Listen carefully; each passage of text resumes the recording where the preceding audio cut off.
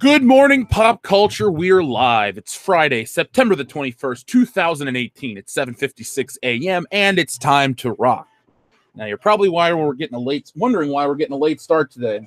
It's not because I overslept. It's not because this computer updated. It's because of a bullshit copyright claim. Yes. So we now have been targeted by some fucked up content company called Route Note. Why? Because they're attacking my videos that have the Star Wars elevator music. Not even Star Wars elevator music. The copyright-free elevator music that I put in all the toy videos. Why do I use that song? Because it's copyright-free and it's funny. But these motherfuckers are trying to get involved and say that I'm using some punk rock song called The Period Surfers. So I'm not into that. That's why I'm late this morning. I'm not putting up with any of that bullshit. But you know what? I'm not going to spend the entire morning whining and bitching and moaning because I have a great victory to announce. Stealing Solo is now past its first stretch goal. So let's take a look at that, guys. It's happening. So everybody that has backed this is going to get the Stealing Solo early bird certificate. Yeah, so there we are, $30,049. See, I'm used to dealing with 49 cents. No 49 cents here at all, folks. So I'd like to take the time to tell everyone thank you. It's exciting, very exciting. And now we get to keep moving forward. And speaking of moving forward, let me show you guys the next page. I got it colored. Remember the one from Harrison Ford down in the basement? Well, I got it back. So let me pull this up and I will show you guys this morning. I'm excited. It's looking better and better every time I see it. So there we go. Let's check this out. So Stealing Solo is doing well. Yep, everyone's excited. Woot woot. Thank you guys. And there we go. There's your first look of Harrison Ford being kidnapped and forced to do Han Solo. I don't really want to do new copyright-free music because the one I use is copyright-free completely and not owned by these people. That'd be like if I went and claimed the usage rights for You Can't Touch Us by MC Hammer or something. You know what I'm saying? They're just completely wrong. They're completely wrong at that that claim. But like I said, guys, it's not going to ruin my day. Getting ready to make a cup of coffee, and we're going to start. Yeah, we were pushing for $1,000 just the other day. Stealing Solo is catching up quick, guys. That's why I keep talking about it, because people every day are watching these videos, and we got to get the word out there. So this is a real thing. It looks good. I didn't color it. A man named Dan Olvera did, and I think it's fantastic work. And I'm beyond excited to finish the project, get the book out there, and then seeing what comes next from the channel. I think this guy does a great job. Let's see. Tim, I'm not going to go that far. What I'm going to do is I'm going to contact them. I've already contacted them. And then what will happen is if they don't respond back, I'm going to go through YouTube and tell them that this is a false claim. And then I'm going to go contact the people that own the copyright-free elevator music and tell them what's up. Because the punk rock song sounds nothing like the song we use. You know, the elevator music. It's real slow and melodic. This one's like some really shitty Norwegian punk. And I don't get into Norwegian punk. It's one of the rules I live by. Oh, Trent, you have financial papers. I'm so sorry. Time to put on my 3-piece lawsuit. Well, I do. We do have a local guy who practices law that is trying to meet with me to help me out. So we do have that. But you know what? It's not going to get to that. Let's not let this morning be colored by these dickheads this bullshit claim because we'll win. I didn't have a single beat, a note, even a thought of putting whatever stupid song they have in there. So don't worry, we'll win this. We'll ride it out. And the channel's been going great. If you guys have paid attention, we've gone up hundreds of subscribers in the last couple of days. So instead of bitching about the little thing that's annoying, which it is annoying, I'm not going to deny that. Let's embrace the positivity and the fun of Good Morning Pop Culture. Grand Inquisitor, we just started because I was telling everybody I had a bullshit copyright claim. So I started late again. This time wasn't a computer problem. This time because some company called whatever they're called. Let's see what they are. What are they called again? Route contact us. There's some bullshit company that says our services, our YouTube network, SoundCloud, our partners. Well, you're not involved with royalty-free music, so let's just get that taken care of. I don't care if you represent Google Play Music and also their bullshit. Don't lie. You'll get caught and you'll get busted. Shit, if I have to, I'd be like, all right, folks, we need you to send 70,000 emails to this address right now, and then they'll just retract it real quick. So don't worry. We'll win this thing. We always do because we're in the right. Yeah. Was it Dion that went crazy over the smoked beans? Yeah, Dion was the one that went crazy over the smoked beans. He's like, yo, how'd they smoke them beans when we were down in New Orleans? Dion and the beans, man. That's another story. That's as good as Dion and the golden Oreos.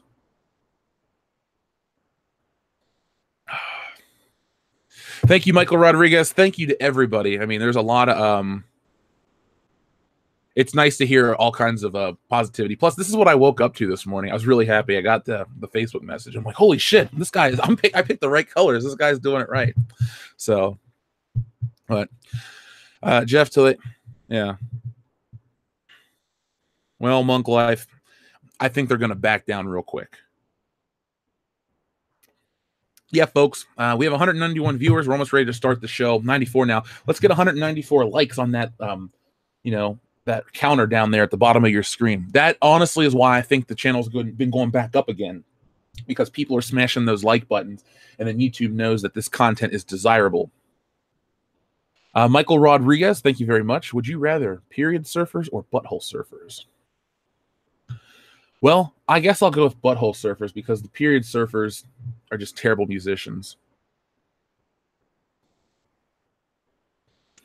Yes, is RA Japan. The SJWs are freaking out over Captain Marvel's smile. I have a video I'm working on. So let me talk about what I covered last night on the podcast, World Class Bullshitters. We did yesterday's show. I was live. It was a great morning. I was having a ton of fun. And then I got word of that bullshit article about it's sexist to tell Captain Marvel to smile. So I ended the show. I wrote an entire video. We're talking 4 single-space pages. I was ready to go. I'm just like, this is bullshit. This kind of stuff isn't how Captain Marvel needs to be marketed because it's going to hurt the MCU in the long run. It's going to hurt the fan base because, oh, if you don't think the trailer looks great, well, you're a sexist. See, we're going down that path again. We're going down the Wonder Woman, Ghostbusters, The Last Jedi. Only one of those films has been received positively over the last couple of years. But my point is, we talked about that, and I made the video. So I will go into full detail about that. The Bob Iger stuff came out, and to me, that was a little more important to cover because it was topical. I wanted to be breaking some news, so I did. I was very happy with that. So we had a really good day here on the channel. I'll give you my full thoughts on that video very soon. I got something else that's coming out first. So make sure you guys are paying attention to everything we do here on World Class Bullshitters. Hunky Chunky Funky Monkey, thank you very much. What's the difference between Brie Larson, Lena Dunham, and a cricket ball? If push comes to shove, I think I would eat a cricket ball. Oh, Hunky Chunky Funky Monkey, thank you. That helps me laugh off the bullshit of this morning. I love how people were complaining that Sam Jackson's Nick Fury had more. So I don't know who can be offended, or who can you be offended for? Black people or women? You know, where do you where do the oppression lines start? You see what I'm saying? It's just a weird time to be a fan of anything. That's why we need to take back, fun and bring it back into entertainment. There's nothing wrong with poking fun at stuff, having a nice laugh, just as long as nobody gets hurt in the process. I don't see what the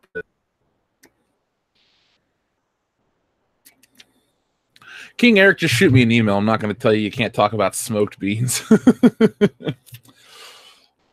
We need to view the trailer on its own merits and not all political bullshit. Yeah, well, that's what it was viewed by me. I thought her face came off as, does this woman ever smile or show a different emotion? Everything's just like, I'm bored, I'm taking a poop.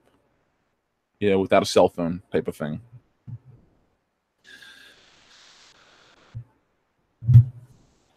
Yeah, the SJDs are anti-fun.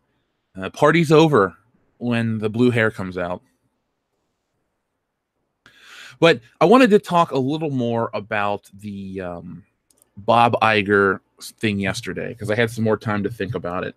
And I was spending some time on the Star Wars website that I don't really frequent as a member. I'll look to see if they have any information about new products so I can make videos and talk about stuff like that. And they know who we are. We talk about them. I've talked about them, mentioned them by name. So is Michael from Retro Blasting. And I was going through their forum talking about, or the discussion was, what does this mean for Star Wars? And you can tell, because there's a couple people that you pay attention to. There's this one woman who everything Disney does is perfect, and she starts attacking people if they don't like it. And then there's obviously the people on the other side too that dislike everything Disney does and attack people that do like it. But the overall conversation seemed to be, maybe they should slow down a bit. Every once in a while, you'll get your apologist that says, every year's great for Star Wars, I'll keep pumping them out. Those people and the people that are on Twitter that don't watch the movies are the most dangerous group, because they accept anything. It's good to Disney because they can keep pumping out stuff, and they'll know that those people will buy it because they're like in an abusive relationship with Star Wars.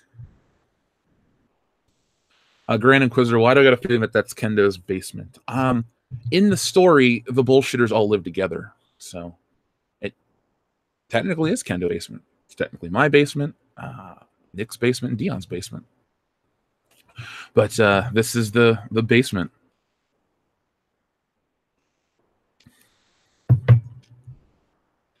Well, all I wanted to do, though, is get to the point about everyone seems to be okay. Overall, the general consensus seems to be okay with slowing it down because they're phoning it in. And I'm happy to be able to take a break from Star Wars as a consumer, as a fan, because there will be a day where I walk into a toy store and there's no Star Wars merchandise to sell. It's not because it's stuck somewhere on a dock or, backlogged in a store because they haven't put out the new merchandise yet. No, there won't be any more Star Wars merchandise. Hasbro's not going to pay for a license that Star Wars gets their money from. They are paid instantly. They're paid their $120 or $220 million up front. And then they move on to, well, then Hasbro is responsible for all this stuff. And now with Disney at the helm, they're even more responsible for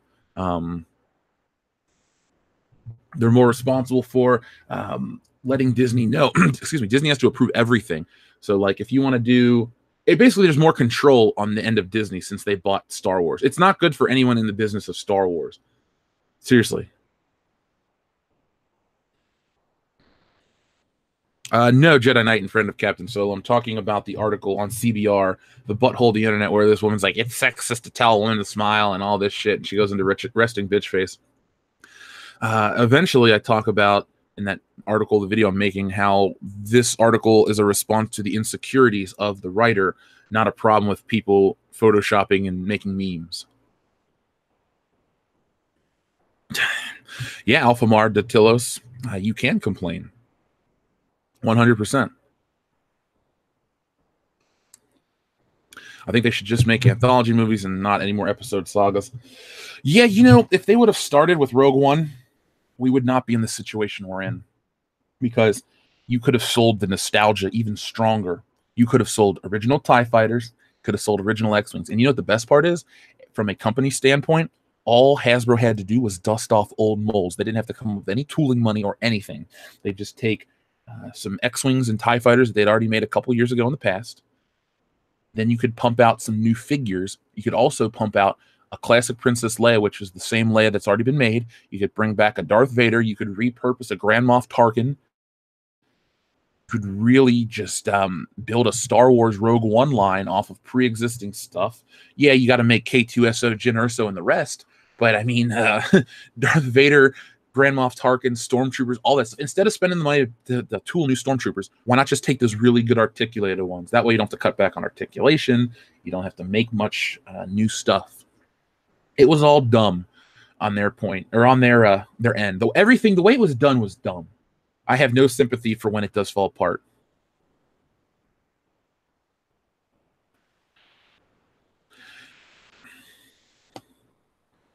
It's true that they do have Yakov about basically an infinite amount of possibilities for the universe, but they've gone back to Luke, Han, and Leia, so they can just feed you up another dose, another serving of member berries, and we're all full. We don't care anymore. Episode 9, like we said on the show last night, if that thing makes under $1 billion, they're fucked. Like, look at the optics on that one. Well, they've all gone downhill. Well, the Saga ones were making a bunch of money. Yeah, but they've continually made less, and less. If they think that there are 50 million people out there waiting for the grand finale of the Star Wars saga, no. Remember, folks, the prequel trilogy answered the question we've all had wondered for a long time. How did Darth Vader become Darth Vader? Return of the Jedi ended the original Star Wars trilogy when it was new, and we had to find out, how does Luke, does he become a Jedi, this and that? And so this one ends with what? Is Rey going to become a Jedi? She already has all the powers of the Force. They've defeated the Empire. There's like 14 people left. It's not that fun. You know, Bob Iger is, thank you, Xavier, is taking the blame from Kathleen Kennedy and Rian Johnson and all that stuff. And I guess we always talk about, well, Rian Johnson fucked up, so Kathleen Kennedy should be held accountable. So by that same logic, if Kathleen Kennedy should be held accountable, so should Bob Iger. Only thing I will add to that is Bob Iger is responsible for a bigger thing. He's the chairman of Disney, so he has to pay attention to all kinds of stuff. He's a CEO, excuse me. Kathleen Kennedy is just the president of Lucasfilm, and she has allowed all these things. Everyone's got to pay. And it's time to pay up, man. Seriously, it's time to pay up. Michael Rodriguez, thank you very much for Super Chat. I'd buy a re-release of the Shadows of the Empire line in a heartbeat. A new Dark Forces line. And a new Dark Forces line. I like that. I would buy... If they had better articulation, I think I would join you in the avant-garde of the new aesthetic. No, I think I would join you with the Shadows of the Empire figures. Another Luke would be fun. Prince Shizor. Another Princess Leia. All that stuff. I'm in for that. If they were higher, or, you know, the super articulated ones that were the standard for years. No more of this, you know, basic, we're channeling old nostalgia. No, you're not. You're just cutting out money so you can charge more for the bigger figures. Believe me, if you're a collector, you know how this shit works. They didn't once say, oh, we're going back for nostalgia purposes. The collectors inferred that on their own, and then Hasbro years later would say stupid stuff like that.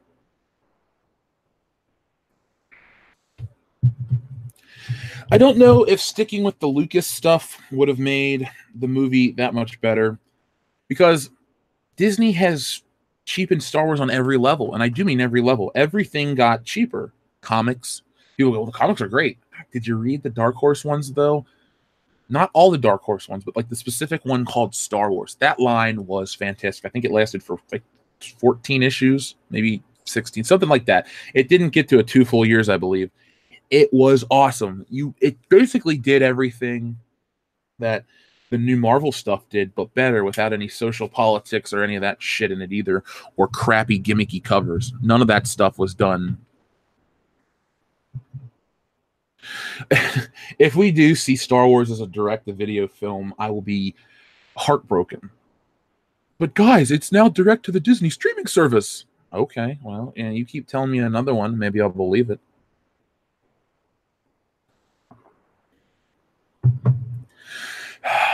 No Raftars in this comic, sorry.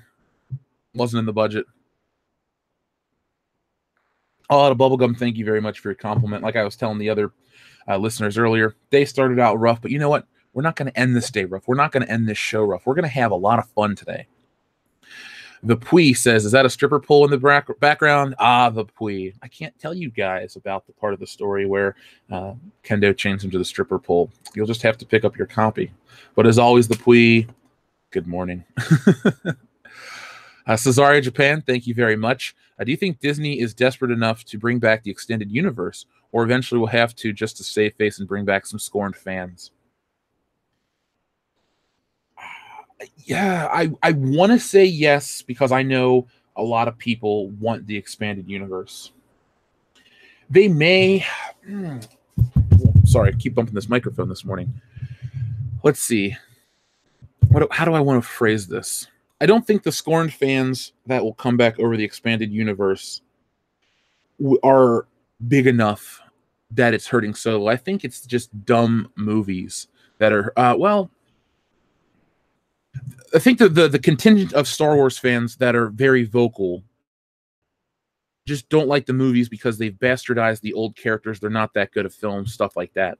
I'd say, I don't know, 20% of those people are the ones that are even more hurt by the books. If they do bring back the books, I'm sure that because if you notice, Disney's not dumb enough to stop printing the books. They're just called Star Wars Legends. And you're like, oh, okay. What does that mean? It means they're not canon anymore, but you can still give us money for the same books. Like, if you please never be duped into buying a new copy of an old book, because you're just giving money to Disney. Go get yourself a mint condition copy of an old printing. That's how you can get your Star Wars stuff. I know our buddy American Trent, he's getting into some Star Wars collecting, but he's buying old stuff that's either used or was purchased back in the day. So if you go online, you're like, man, I really want a vintage Millennium Falcon. Well, you're not really supporting the Star Wars brand. You're supporting John in Michigan, because that's what he's selling on eBay. So the same thing goes with the books. If you're going to buy those and you want to read those old classic stories, don't buy new editions. Just go get old stuff. I think you'll find yourself just as entertained, and you're still sending that message to Disney.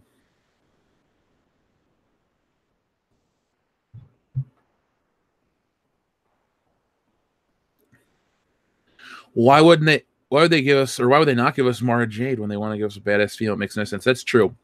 I would like them to give Mara Jade, but I think it's too late to do that, because they hitched their wagon to the fact that Luke is an old man and he is crotchety and he failed his Jedi Order, this, that, and the other. I guess they're trying to go off of the prequel trilogy. You know, Jedis are celibate, blah, blah, blah. And if they know love or romance, they go down the path like Anakin's passion, or whatever they say in the Clone Wars. Maybe that's the case. I really think Mara Jade and the kids should have been involved. That's all I'm saying. That's all I'm saying.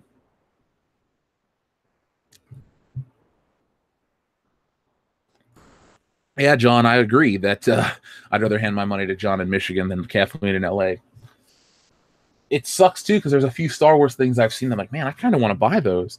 And then I'm just like, do I? Does that send the right message? I do take pleasure in going to stores and seeing that it's all the modern stuff that doesn't sell. Yeah, you'll see your occasional Big Fig Luke Skywalker and Greedo, but you won't find small scale, Bespin Luke or small scale Old Man Han Solo. Those things are sold all the time. They're gone. They're not going to be at the retail outlet. Swinging Cod, thank you very much. Also, while first-run bookstores are going out of business, there are still a lot of secondhand bookstores and video shops. Support local businesses. Yeah, Swinging Cod, I'm about... It's funny. When I was younger, I was like, yeah, local businesses, who cares? I just want what I want right now type of thing. And then I got a little older and I realized, yeah, local businesses kind of do make the world go round. Not only do you get better products, you don't always pay through the nose for this stuff. Now, I do have an idea for another channel where I talk about, collecting nerd stuff. There are ways to get brand new stuff super cheap, because a lot of big companies buy in bulk and then they have to sell it off real cheap. Like, that's why Stealing Solo is basically a print-on-demand book. You basically are buying your copy now and helping the channel, then the book's printed and that's it. So there's not like an excess. Like, I picked up this He-Man book that was originally like $70. It's 1,000-something pages. I got it for $15 and $5 shipping, so it's like a $21 thing with all the taxes involved.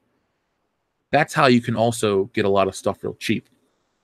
But to jump off of your point about local businesses, especially your local comic book shops, your Rock and Roosters, your Comics Elite, all of those stores, you definitely need to do that kind of stuff. Online shopping's fine. Hell, if you can go to your local stores that have online shops, which they do, you can buy stuff from small independent businesses online. Do that too. I don't think you need to be super militant about every purchase. At the end of the day, I do champion get the best deal for your money, because I grew up with a mom who had a finite budget. And so she would go out of her way to tell me, as a little kid, I understood this from a very young age. Jeffrey, the reason we use coupons and get certain things from certain places is so I have more money to buy you toys. That was her phrasing as a child. So I would understand why it would take us, 7 hours at a grocery store, because she's got a stack of coupons and 3 carts of food. It's just how it was back then. But I ain't complaining, because I never had a night without a dinner. There was always food, snacks, everything in the house. I can't complain. Mom just used coupons to help save money. So in a modern day where coupons are a little different, couponing's not the same, there's still ways to save money on the stuff you like. I am going to do that channel. I feel like that has a big enough audience. I can, 1, remove it from this channel, and 2, I can build a whole new following of people that just want to talk about collectibles and how to save money. Dalton Burchett, thank you very much. Here's a song for your friend who thinks Lena Dunham is attractive. You may get a kick out of it at KGW Me, the final song of the comedy album. Let me take a screenshot of that so I can send it to Dion today. Maybe he will get a kick out of it. Maybe he'll be disappointed. I don't care. Either way, I'm going to make him listen to it and laugh. All right. Thank you, Dalton. I'll make sure I give that to Dion this afternoon. Well, I'm not going to see him this afternoon, but I can send him a message and say, hey, man, check this stuff out. S. Gamble, 121682, thank you very much. Disney must do what's necessary. Kill sequel trilogy from canon to save the future of Star Wars and franchise. This would immediately revive the fans. Let's talk about killing the sequel trilogy. See, I'm glad that there's some Star Wars news, because now we can sink our teeth back into what ifs, how to's, all of those questions. The biggest one, why is Star Wars so bad? The sequel trilogy definitely will have, there's 2 problems with the sequel trilogy. First off, it sucks. Secondly, there's so much merchandise produced about it that you can't kind of just brush it over. You see, there were a lot of Jar Jar action figures and stuff like that, or there was a lot of Jar Jar merchandise. But Jar Jar kind of took a back seat, because after 99, they didn't produce tons and tons of Jar Jar stuff. You may have had 1 or 2 Jar Jars in the rest of the prequel trilogy toy lines. And then when it came to the vintage collection in 2011, they released the first Jar Jar in a while. And people kind of bought it, but at the same time, you could still find Jar Jar on the shelves. There was a stink on that character. Like we talk about Rian Johnson's big head. There's a stink on that. A lot of the sequel characters have that too. I know my mom is related to me. She hears what I talk about, so she knows more than the average person. But like when she sees Star Wars now, she knows that's the bad Star Wars. I know that sounds really mean to say, but I've explained it to her. I'm like, yeah, Mom, I know you like to buy me small gifts and stuff, and I appreciate it. But if you see those people, that's the bad Star Wars. We don't go there. So we don't go there. But it would be nice if Disney just stopped supporting that. I know that would be an admission of fault on their end, but they've already admitted a fault with, oh, we may have put out too much too fast. Well, you did. You put out too much too fast, and I'm with you on that. Bob Iger. I hope they do learn from their mistakes. Episode 9, what is that, 2019? Hopefully we don't get another Star Wars flick until 2025. A nice 5-year break. There will have been all kinds of other things that people can get involved with. We could have watched Marvel die by that point. The landscape can be much different, and then we kind of would need Star Wars to kind of help bring us out of the depression of bad entertainment. That's what the original Star Wars did. You had the political landscape of the post-Watergate era, the Vietnam War, all that stuff. The movies were very different. They were a lot more downtrodden. Sci-fi was dark, depressing, and had more of a twist ending type of thing. And then Star Wars comes out. It's bright, it's colorful, it's hopeful, it's impactful, and everybody got involved and everybody got invested. And when you talk about Star Wars that way, you can understand why I care about it so much, because it is a triumph in so many ways, artistically, commercially, society-wise. And speaking to a greater scheme on society, it crosses all lines of not demographics. What's the word I want to use? Cultures. It's everywhere. You know, it works on every level. People in South America, North America, Asia, well, Japan at least, because it wasn't in China. You know, Europe, all that stuff, and you can find corresponding Star Wars merchandise, different names. You know, Krieg der Sterne, I believe the German name for Star Wars. It worked. You need to get people to want Star Wars back. I was listening to a podcast about music. It's called the Rock and Roll Twilight Zone, and they were talking about Robert Johnson, an old-time musician before any of us were born. And he was involved with these rock people, and he kind of got annoying, and then they basically shunned him. And now Star Wars is like pre-making a deal with old scratch Robert Johnson, where it's always there, and you don't appreciate it. You're kind of burnt out and tired from it. So they're pushing it away. Let us want it again. You know, absence makes the heart grow fonder. Believe me, that's a stronger phrase than anyone out there can possibly imagine.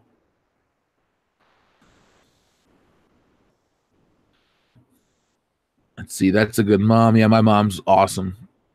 She, to this day, is still awesome. So I'm very thankful. Jeff Hicks' mom joins the couponing crowd on HGTV. I would feel very much at home. You know that show, Extreme Couponers? That was my mom. Seriously. She used to buy 2 and 3 newspapers. Oh my God, they got a coupon for, I don't know, deodorant. Hypothetical. So then she'd go to the store on a double coupon week, and she'd give me deodorant for like 58 cents. The only problem is we'd have 45 things of deodorant down in the basement. I can never say I wanted for anything. You name it, I always had plenty of it. Rosen's Dragon 2140, thank you very much for your super chat. On World Class Bullshitters, you mentioned Star Wars stuff was going to end up in the trash. I watched a video where a guy pulled a bunch of Star Wars stuff from a GameStop dumpster. Rosen's Dragon, would you like to share that on our Facebook page or email it to us at worldclassbs@mail.com? I just want to check it out for a personal viewing. I'm not going to turn it into some extra content unless the guy that made the video would like, you know, a shout out. But yeah, man, Star Wars stuff in a dumpster. I know a lot of people want to say to me, Jeff, what happened with Star Wars originally when the toys went out of vogue? Yeah, that was because the trilogy had ended and people moved on to He-Man and G.I. Joe and stuff when there was no more Star Wars movies. We're in the middle. It'd be like if right after Empire Strikes Back, people stopped caring.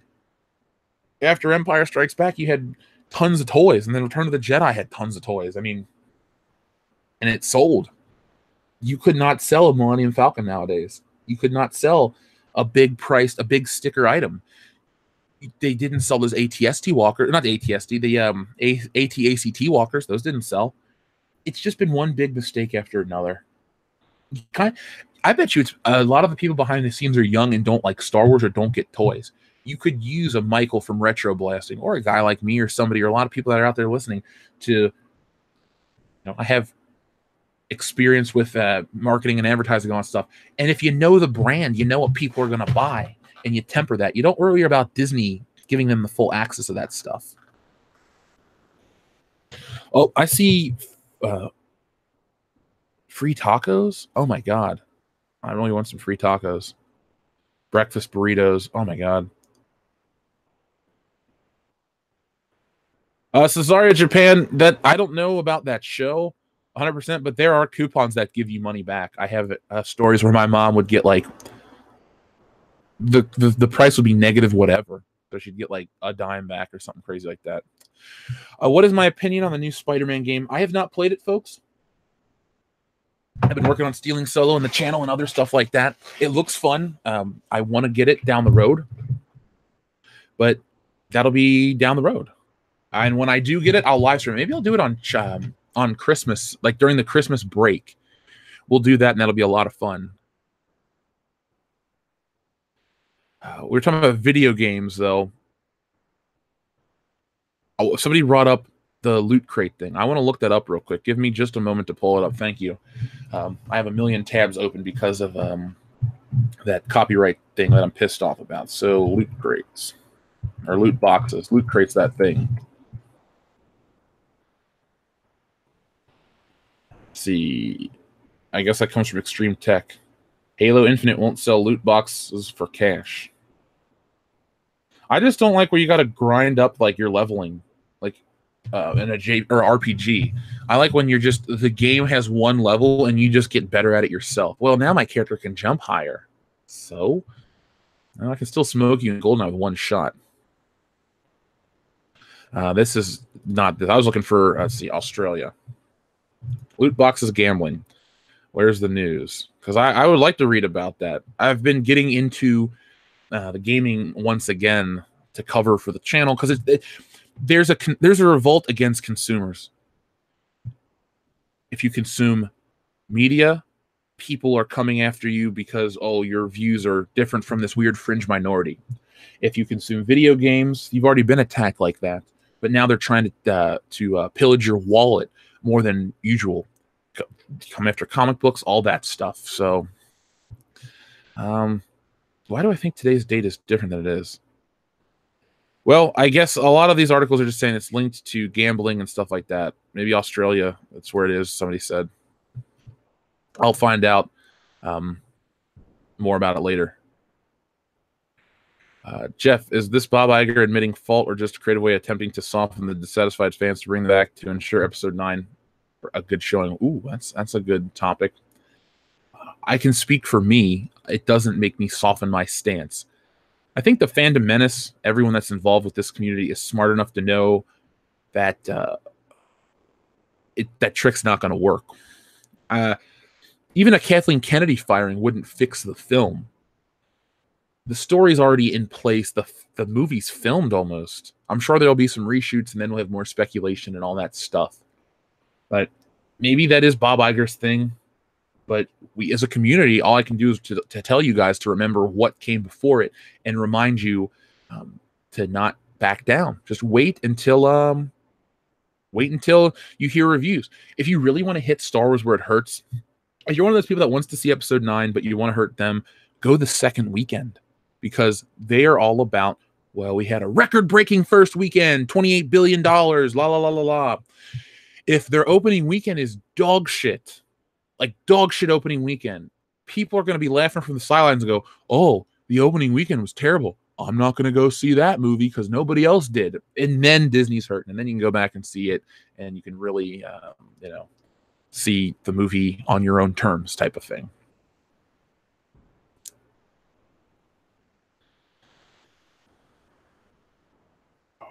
Venom is tracking for a $75 million opening weekend, and the shills are saying, thoughts? There's a lot of brand. I guess I'm sounding too much like a businessman. There's a lot of love for Venom, the character, especially from people my age. You know, I'll be 30 in a month from today. I grew up with Venom. Venom's a 30-year-old character. He was everywhere. All the Spider-Man waves of figures had Venom on the in the wave.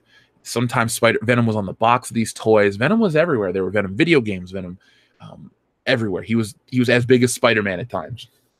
I never had the emotional attachment. There are a lot of people that were into Spider-Man as a kid and then kind of moved away, but now they're like, oh, Venom, cool, man. I bet you that's why Spider-Man 3 made the money it did. Look, it's not a good film. I'm not going to stand on this platform and tell you guys, hey, Spider-Man 3 is better than you realize. Go back and watch it, because it's not. There are a lot of fucking problems with Spider-Man 3. Venom being one of them. But a lot of people get excited for that character. Venom could very well make $75 million opening weekend. It could suck. It could be awesome. That trailer wasn't very good. It's funny how these online pundits forget that people criticize the Venom trailer just as harshly as they did the Captain Marvel trailer. But because it's not Marvel, Disney proper, that narrative is thrown out the window. Oh, you can't judge the MCU. You can't judge it because it's got a female lead. Excuse me. Sorry, we can. We're all about equal opportunity here in the world. The comic book geek culture thing is the most diverse group of people that they could possibly want. You go to these conventions, you see black people, white people, Asian people, people of every color. It's never been a divisive group. Now, when I go to my local comic book shop, it's a lot of older white dudes, but that doesn't mean that they're the only people that buy the books. But it does mean that labeling a community that critiques stuff as sexist or racist is stupid. And also, go back and look at the stereotypical nerd geek culture. Everyone's really critical of everything because they want it to be great. So it just kind of comes with the territory, and these companies need to accept it. Let's see. Brad Wilcox, thank you very much. Have you ever seen Star Wars Backstore of the West? Or, sorry, have you ever seen Star Wars Backstroke of the West? I can imagine a drunk commentary on it being as entertaining as the My Immortal videos you did.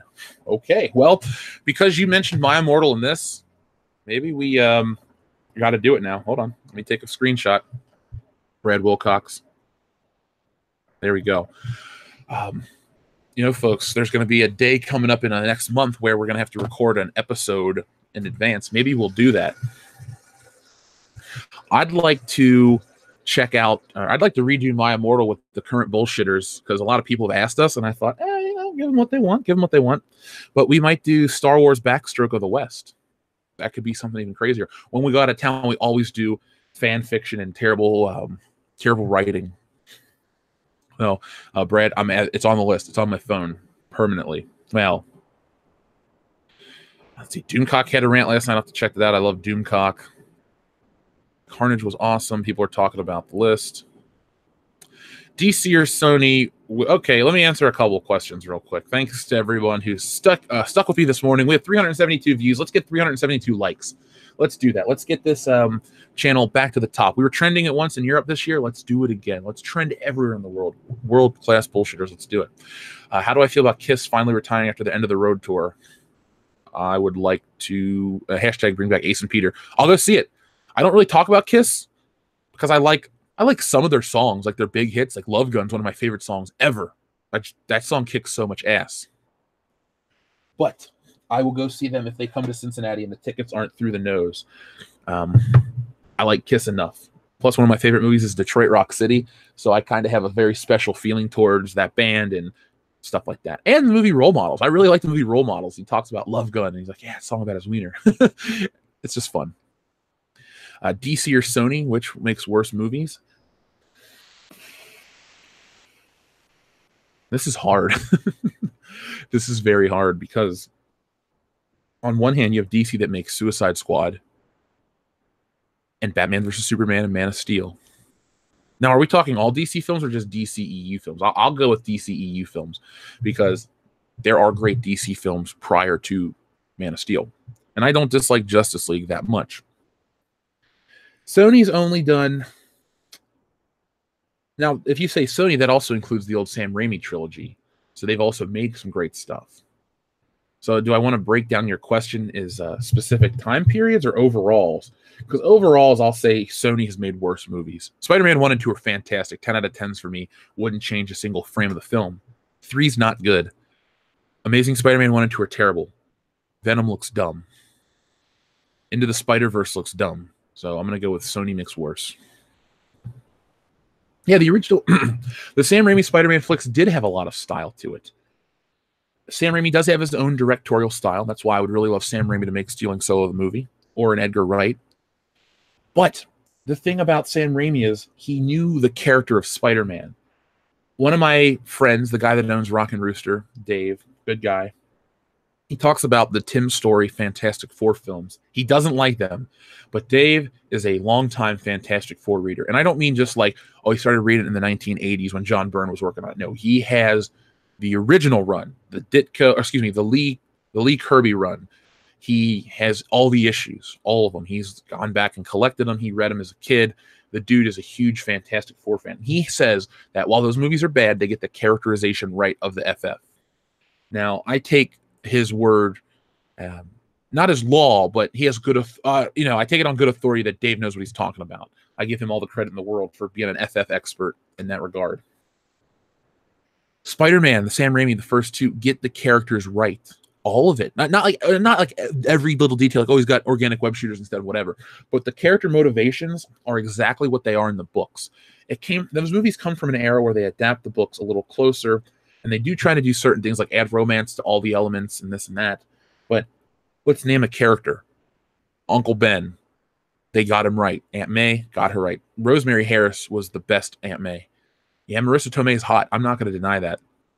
But I don't really need... Even in the comic books, even in the Ultimate ones that people want to go, what's the Ultimate version? No. Ultimate Aunt May is old. She's got white hair. She's not hot. I get the joke. It's funny. But after a while, I don't care anymore. See, that's the one problem with Spider-Man Homecoming, Thor Ragnarok.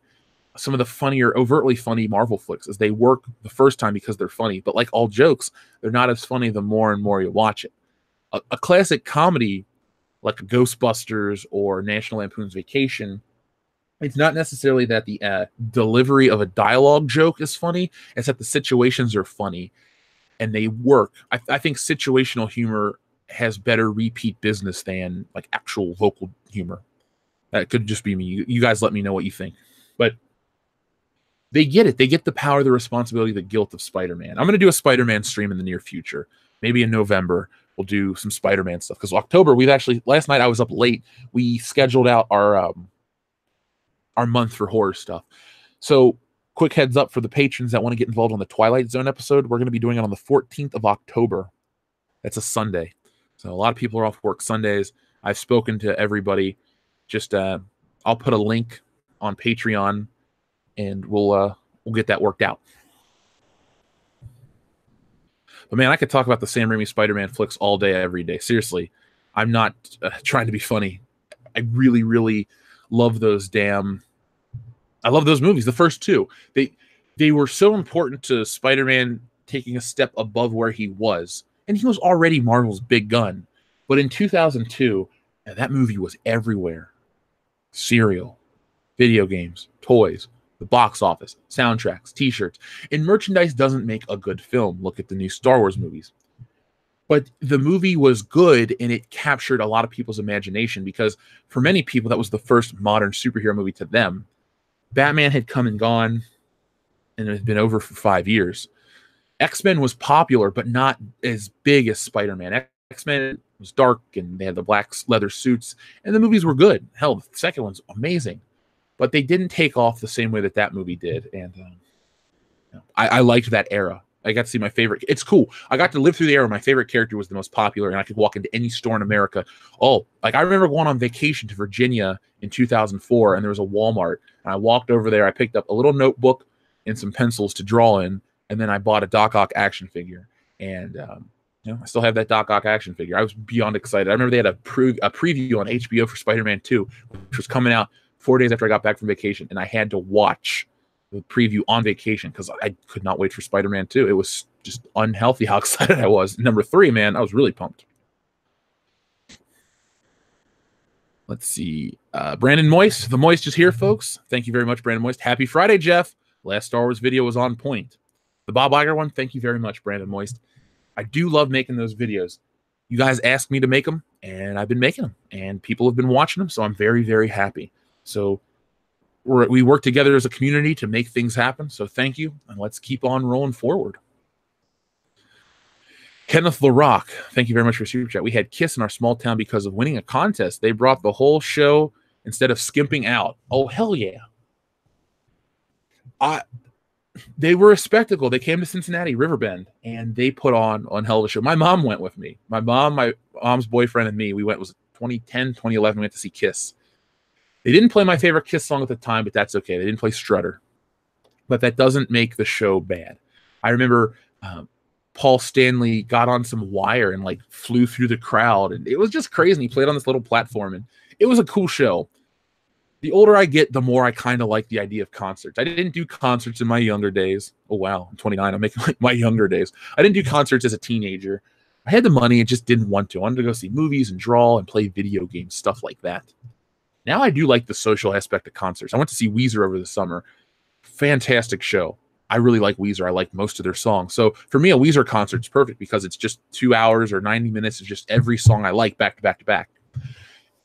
Kiss was a great show, but there were a bunch of songs I didn't like. Well, not dislike, just wasn't in love with. But Kenneth LaRock, I want to know about that contest your town won. That sounds like a story out of a movie. Like, we won the contest and then they came to town. I don't really know too much about the guys behind the scenes, but that seems legit. Raimi stealing Solo. Oh yeah, that is the goal. I would love to see him. He's one of my favorite directors. We're gonna do the Evil Dead for Schlocktoberfest, and we'll have a lot to say about that. I always thought Bonesaw could have had a major comeback as a villain. Bonesaw is ready.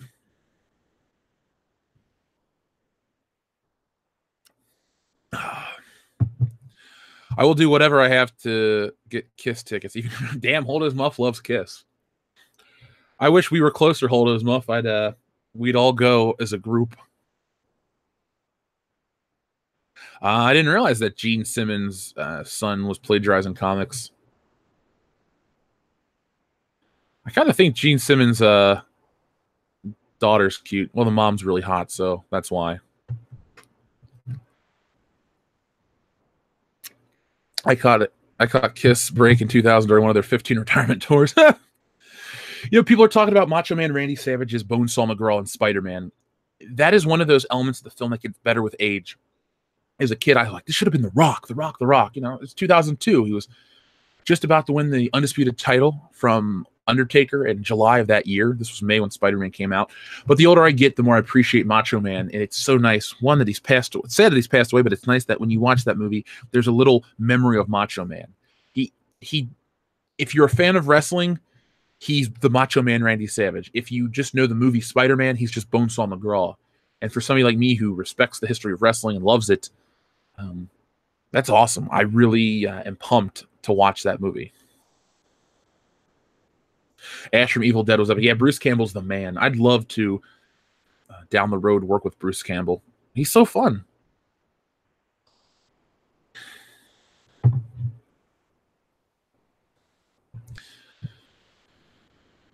He plagiarized the manga Bleach. I've never read that, but that's not cool. Yeah, a lot of people are saying, no, Macho Man. Look, I changed my tune, but I was 13 going on 14. The Rock was the coolest thing in the world. Macho Man, WCW was out of business for a year at this point. Macho Man hadn't been on WWF television since 94.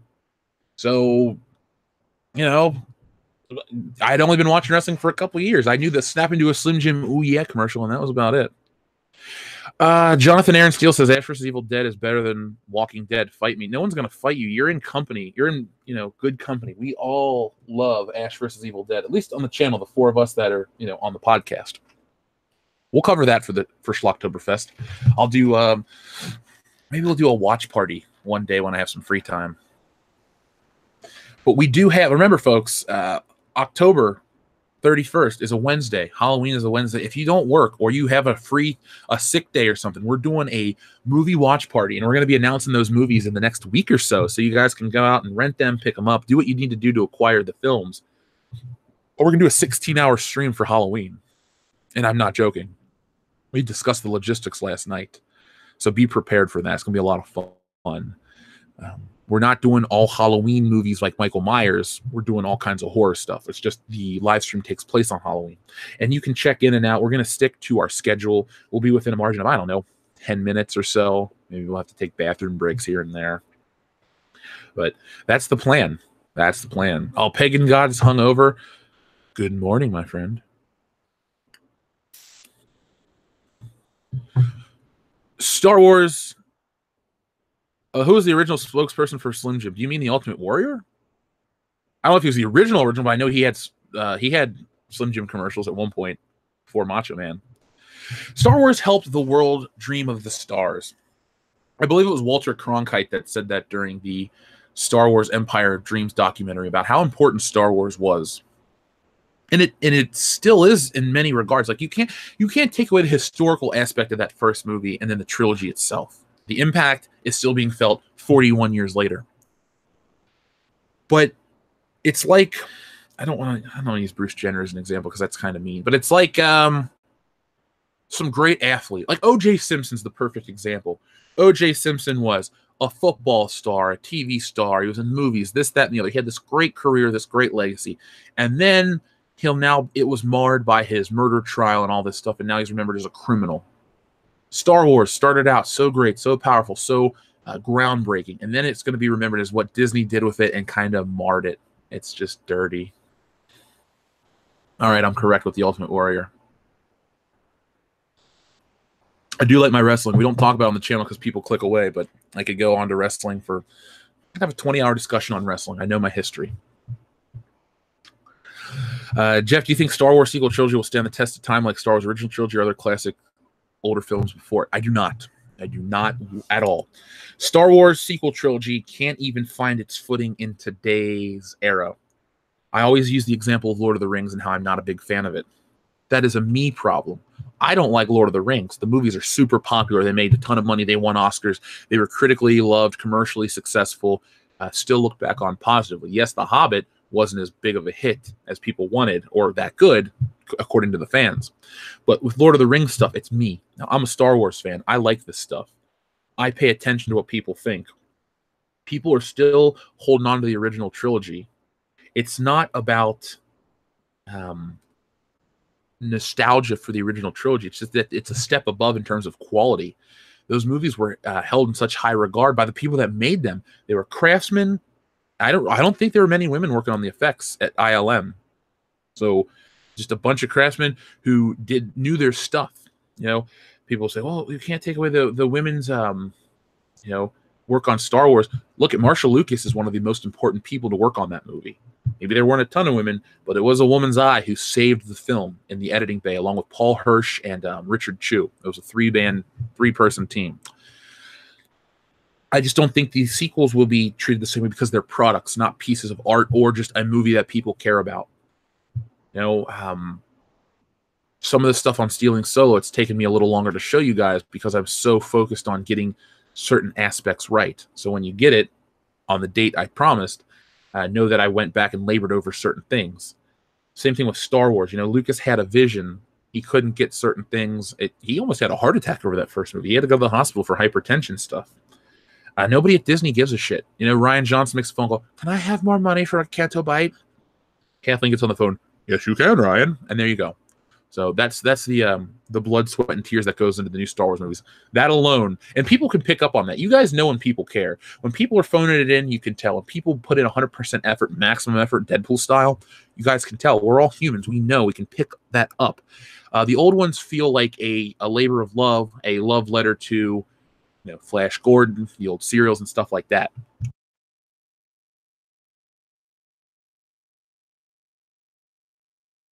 New stuff, it's just a way to make money, and we're less enthused by that. The Pui, thank you very much for your super chat. Oh, by the way, good morning, Jim. Thank you, the Pui. Now, is that a Star Trek reference, or was that a typo? Because I know you know my name, so if I missed the Jim reference to Star Trek, I apologize. But Pui, as always, it's good to see you, my friend. Thank you very much.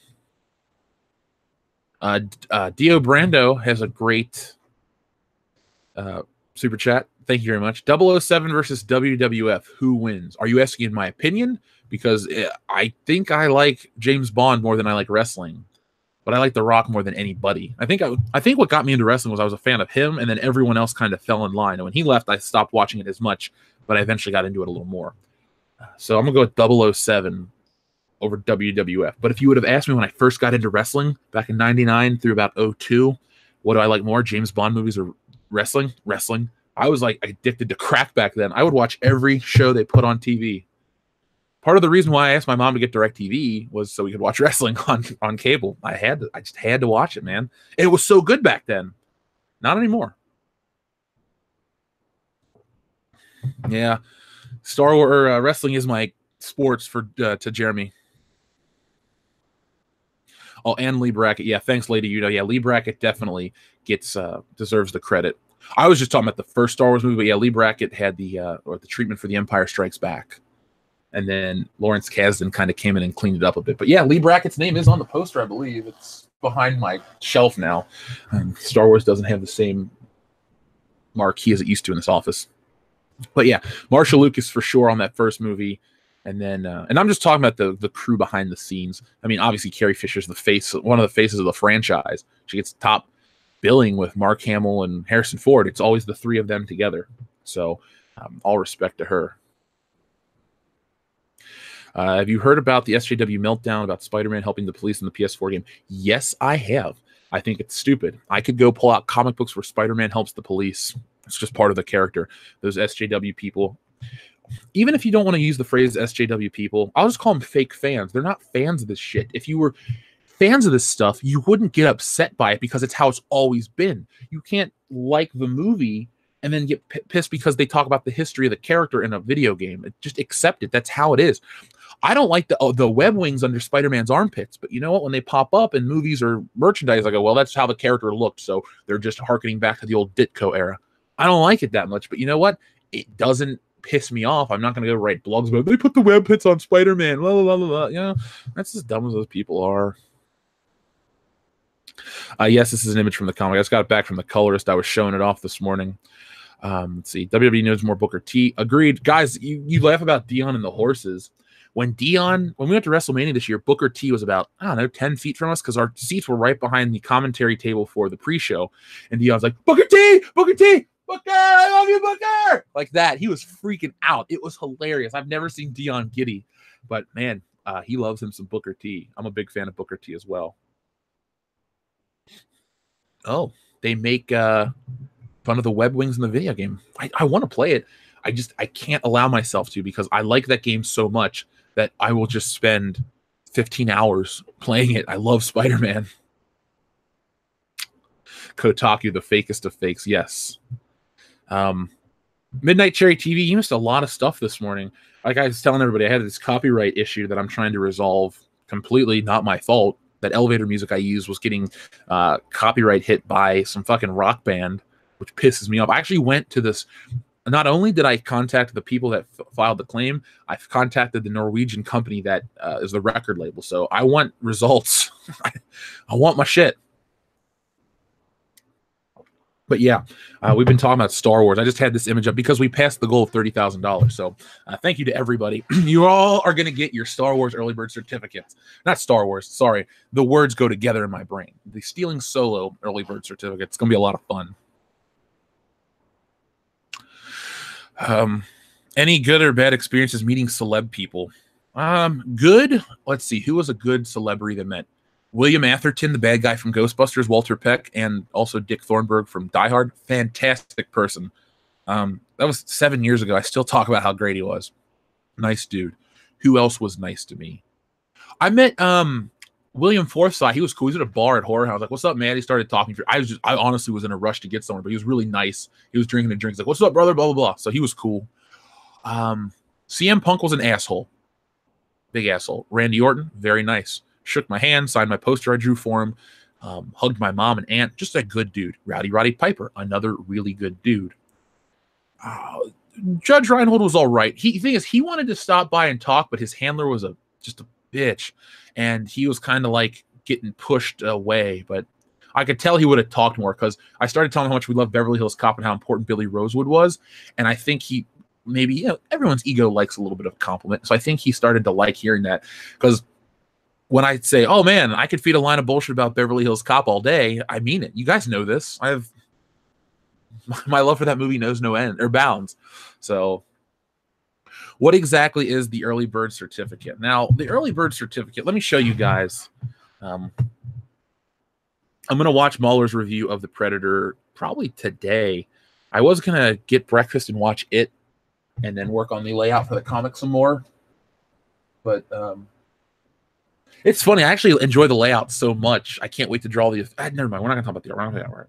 All right. Star Wars early bird. There we go. So the Star Wars early bird certificate was a. It was this. Let me find a better image of it.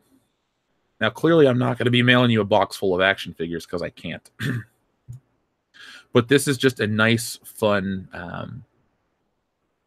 The thing is, I want to bring fun back to comics. You know, I want you guys to the thing is, I promise you this: when you get this book, you'll have a good time. No one can read Stealing Solo and not have a good time. And the early bird certificate is a throwback to the old Star Wars figure. So let me explain this to everybody out there. This is it. This is an ad for it. Back in 1977, they couldn't get the Star Wars toys out in stores in time for Christmas. So what they did is they sold you an empty box with a coupon that you would fill out, cut out, send in between January and March of whatever, 1978. You get Luke Skywalker, Princess Leia, Chewbacca, and R2-D2. Well, Stealing Solo, I can't get that out for Christmas of 2018. But what I can do is I can send you out an early bird certificate that guarantees your ownership of Stealing Solo Captain's Parody. It's just a fun little thing. It'll be just something to laugh at because the production of the book is covered, and the colorist, all that stuff's colored. I couldn't do this stretch goal level to cover an Ashcan comic book yet. That's why it's got to be a little more. I really want to hit the huge goal. Yeah, the money's great and I love it, and I'm not going to act like I'm full of shit about it, but I want to be able to give you guys Anthology. Anthology is a comic that's old. It'll be nice too to see how far I've grown as an artist and writer from Anthology to Stealing Solo. A 4-year gap. It makes night and day difference, day and night difference, if you want to say it like that. So the early bird certificate, everyone who backs it is going to get in the mail a certificate that says like, oh, I'm going to get this book on February of 2018, blah, blah, blah. It's just fun. Yeah, it's a way to play off nostalgia for fun in a completely non-copywritten way, of course, because you can't copyright a piece of, an early bird certificate. It's just not a thing. So it's fun. It's just that. That's what it is, guys. It's an early bird certificate.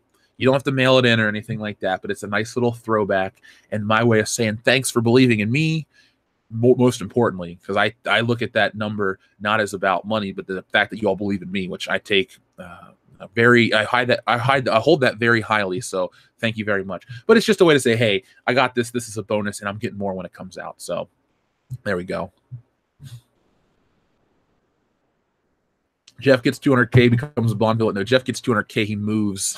That's it. The show stays the same. Nothing changes. Like you couldn't become excuse me, you couldn't become a James Bond villain on $200,000. I'd put it towards a house and move. And then, now if we had $1 million house, pay off my loans, and then I dabble in villainy, but we're far from that yet. Oh, the new Twilight Zone intro. I haven't had a chance yet. Good morning to everybody, and thanks to everybody who's just shown nothing but support for this channel. It's really nice to know that, I get online each morning, and there are people that are like, yeah, congratulations, this, that, and the other. Hell, my family doesn't even know about this project. Not that I'm hiding it from them. They just don't care. I mentioned the name Superfan Adam Shawhan or Blasted Heath or, Cesario Japan, Stephen Morgan, all those names. I say those names, DJD show, more than I say like Uncle T-Bird or somebody. Now, I like my Uncle T-Bird. He's a cool guy. No complaints. But I don't see my family that much. Sinovarath 653, thank you very much for your super chat. Hey Jeff, I finally caved and bought a heavily articulated figure for my favorite Godzilla monster villain, Destroya. It's supposed to arrive Monday. I'm quite excited about it. Did you get the SH Figure Arts one, like the SH Monster Arts? Is that what you got? Let me look that up for you, because I love Godzilla. We will get to Godzilla stuff, I promise. It's just, with this couple projects kind of take up Destroya Godzilla action figure. I'm gonna guess, yeah, it's this one right here. Was it like $200? Because it looks damn nice. This one. I don't advocate for people to go blow money that they don't have on toys. Only American Trent 007. He's the one that can spend all the money he has on toys, because that guy's a madman. But was this the figure you got right here? Because as a collector, I take great pride in getting something cool. Maybe it doesn't have to be the most expensive thing, but it's just nice to get something based on a property or a character I love. Like the day they do the Axel Foley figure will be one of the days I remember. Like, oh man, I remember June 17th, 2019, Axel Foley came out and I bought 4 of them. Just stuff like that. But yeah, I'd be excited too. I have what do I have in the mail? Oh, my Pennywise figures came. I was excited for those. I showed those last week on the podcast. That's what I was pumped for, and they're here, and I love it. So send a picture to our Facebook group, and I will, post it there. I love to have toy discussions. When I do my secondary geek culture budgeting channel, which I already have a name for, we can have a community built on toys and what we paid and all that stuff. We can build a community on how to save money and buy the stuff we love. Yeah. It's watching everybody's back. That's how we're going to do this. Please shit on the new Predator film. I have not seen it. I cannot give you an honest assessment of it. So, Jonathan, I would love to entertain you with my thoughts on Predator. Dion and Nick both saw it last night. They give a more in-depth review on World Class Bullshitters. So if you want to check that out, feel free to. I probably will never watch it in theaters. When Dion gets it on Blu-ray or something like that, maybe I'll talk about it then.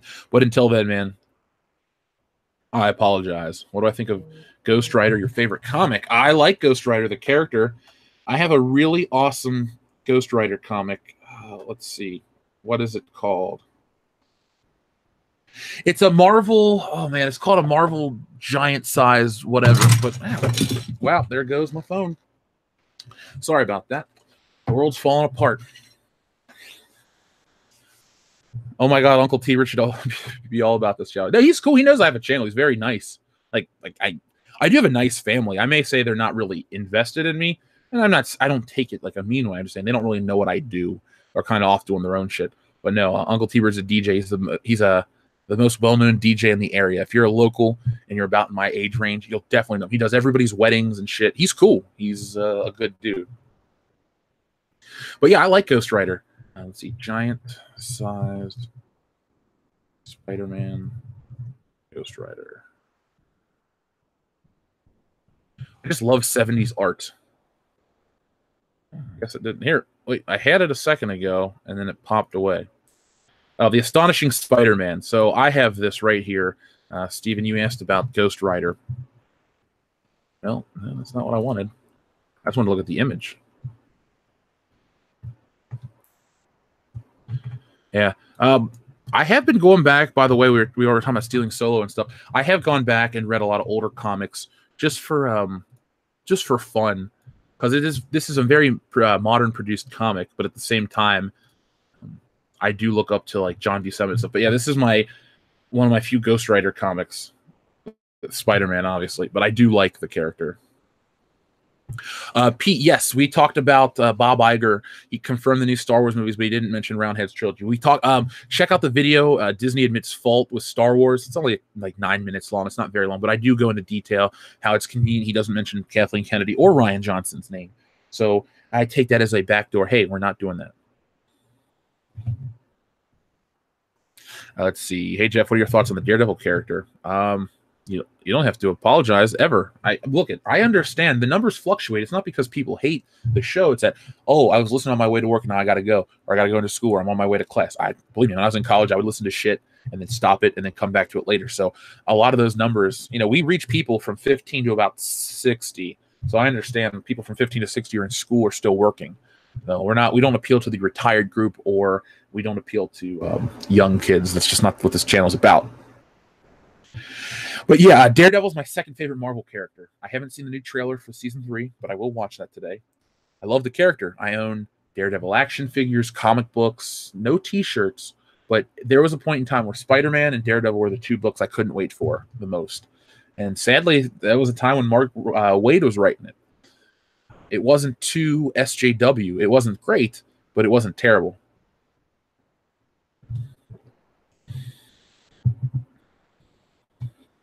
We need Uncle T-Bird as a channel mascot. He is cool. He would. I think everyone would like him. He's a huge Aerosmith fan, and he likes it. He loves Aerosmith, actually. Sinovarath 653 says, "I'll post a picture of it when it arrives." Cool. I definitely want to check it out.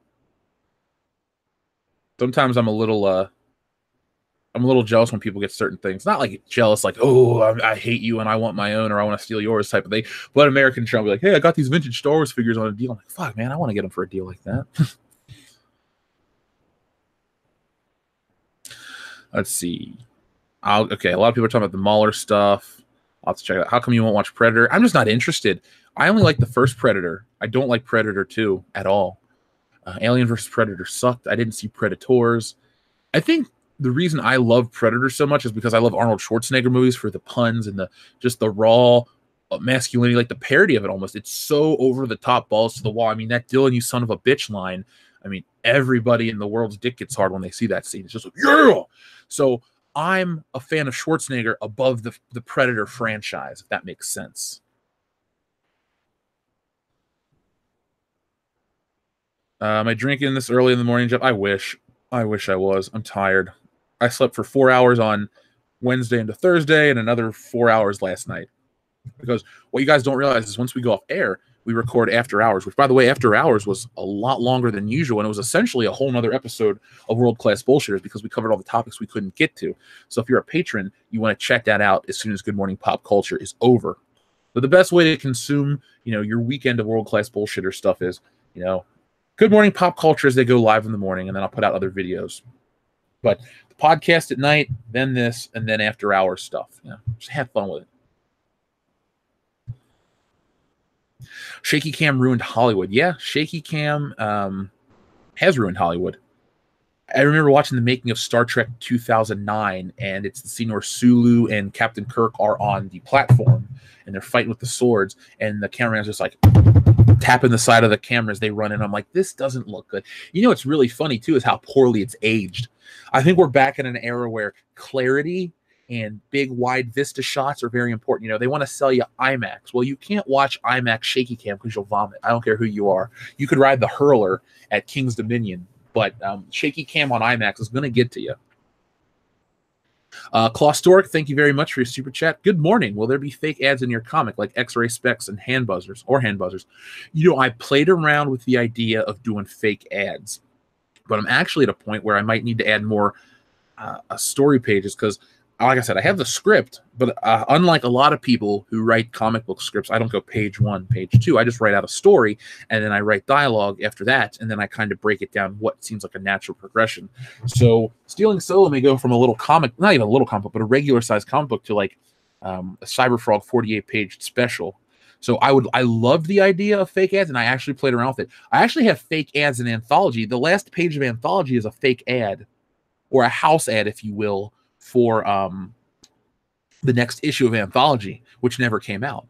So hopefully the interest in this book sparks the interest in Anthology, and we can go back to doing that. I would like to do a biannual anthology. We can come up with I'd be writing it, but they're very twisty, fun tales. The first book's kind of political, not in the terms of like it dumps on America, but it all takes place in America. The subtitle was like Tales from the Dark Side of American Life. And that third story, is really, really, really disturbing. And I'm not trying to be like funny and over extended, but seriously, you'll never see that story coming. But the fake ads, I love the idea. Down the road, when I'm doing stuff, maybe if I ever need filler, we can do a fake ad or stuff from World Class Bullshitters like Dion Green's Doo-Doo Butter, shit like that. That'd be a lot of fun. But I just want to get the story very, boom, you get the story, there you go. But I do want to do a throwback to old comics down the road, Claustoric. That's definitely going to happen. Alec Munoz, thank you very much for your super chat and good morning. Totally random, Jeff, but would you think of bringing back JGL, either making him Nightwing or have him pick up the Batman mantle in the Nolanverse? So Joseph Gordon-Levitt. I do like Joseph Gordon-Levitt. I think he's a really good actor. I just finished season 5 of Third Rock from the Sun, so I've been watching him grow up, and then I think about his more modern stuff. I would not be opposed to seeing a continuation of the Nolan Batman verse. I would have really preferred that we had taken Man of Steel as a continuation from the Nolan Batverse. You don't even have to do too much. What you do is you say, last year in Gotham when they almost tried to nuke the city, there's your only line of dialogue. There you're in the thing. You're in that universe. People would have gotten excited. Then you would have people talking, what about the Joker? What about Heath Ledger? What about this? What about this? What about that? Then you find out that Christian Bale would have come back to play Batman.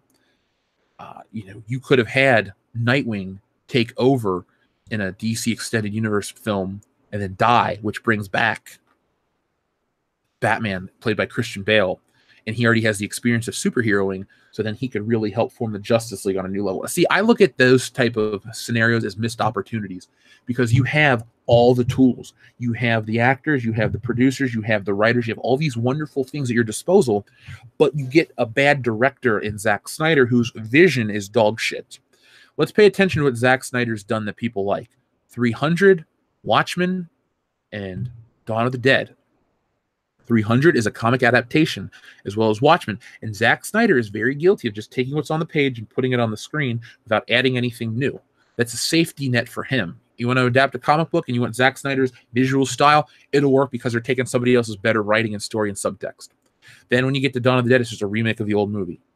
Yes, it's in certain ways it's better, in certain ways it's very inferior, but it's still a solid flick. It has its own identity. Yes, it's about zombies, people being trapped in a mall, fighting off zombies, but that's kind of where the similarities end. I love the end of the world apocalypse, but at the same time, it's a lot funnier, a lot different. Maybe people think the original Dawn of the Dead is funny and a satire of consumerism, and a lot of people do read into that. I see that too, but I just look at it as a really awesome zombie flick, the original. And the new one, it's fun. I love Ving Rhames and the guy across the street with the binoculars as an Andy or something. You know, cool characters, fun stuff. But Zack Snyder, when you give him the keys to the castle and he can go into the sandbox and do whatever he wants to do and build it up himself, and he has his Batman figures and his Superman figures, he didn't do a good job. If he stuck to a structure of something that exists already, he'll be fine. He was ultimately the wrong choice.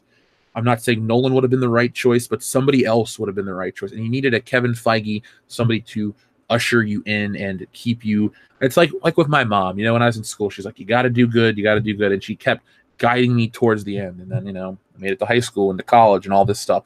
And then eventually though, when I got to high school and college, I kind of had been guided so much that it became the norm. You know, I always expected to do well because I worked at it and this and that and the other. Now it's kind of helped me get to where I am here. If you would have started the DCEU off with under stricter conditions, eventually people would have learned that this is what DC is. This is our brand. This is how we operate. And then they move forward.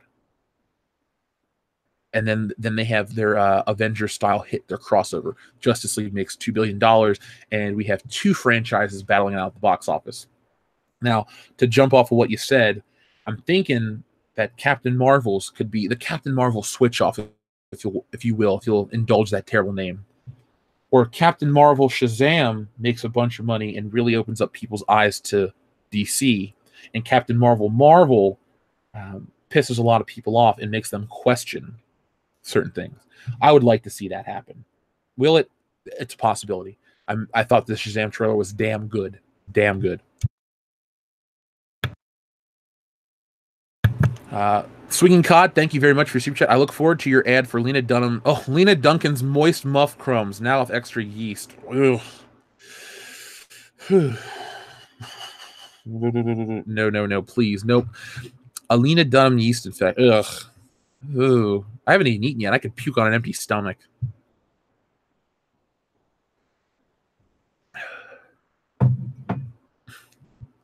I apologize, Tina, that I wear you out. I'm just always working. I got to keep on moving with this channel. You miss a day, you're behind a week, you know?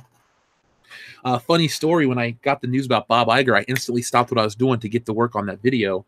And what sucked is I would have beaten Mike Zero because my video uploaded and then it failed to process. So I had to re-upload it. The whole time I'm sitting there going, fuck. I don't want to be late on this. So it did get up and it's doing great and the numbers are awesome and I can't bitch.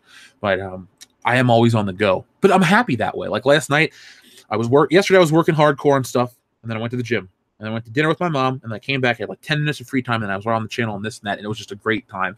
We get a lot done. I don't want to have, I got 27 hours of freedom. It's nice, but then I won't be productive, and I'll just lay around and do nothing. You know, I dusted off the Switch. I don't want to fall into that trap. Sucker Punch may have been a comic. I don't know. I've seen the Amazing Stories TV show, but not enough to remember specifics from it. I believe Steven Spielberg was involved. Wonder Woman was okay. I think Wonder Woman was a 7 out of 10. Pretty solid, but it's not perfect. It's not this groundbreaking moment for women in film. To me, and I'm not trying to sound preachy, but like an actor and an actress, I look at them in the same regard. I don't look at Cate Blanchett and go, she's inferior to Brad Pitt. And I picked Brad Pitt because I acknowledge that Brad Pitt's a good actor, but he's not a favorite of mine. I like Fight Club and Burn After Reading. Cate Blanchett, a good actress. I don't like her a lot, but I don't dislike or discredit her acting ability. So that's why I picked those two examples. Thank you, superfan Adam Shawhan. I know I wasn't you this time, man, but you got a very special. You backed it 5 or 6 times, so that means a lot, and you're gonna get some bonus stuff. I had this discussion yesterday with my mom, and I appreciate you, man. I appreciate everybody. Just telling you guys, thank you so much. Dio Brando, thank you very much. What is the dumbest comic crossover you'd still be interested in how it plays out? Mine would be an X-Men and Fresh Prince of Bel-Air crossover. Oh my god, I would love to read that story. I kind of want to play in the universe that you've just built. So, is it an episode where Will and Carlton get sent to New York? Uncle Phil's practicing law.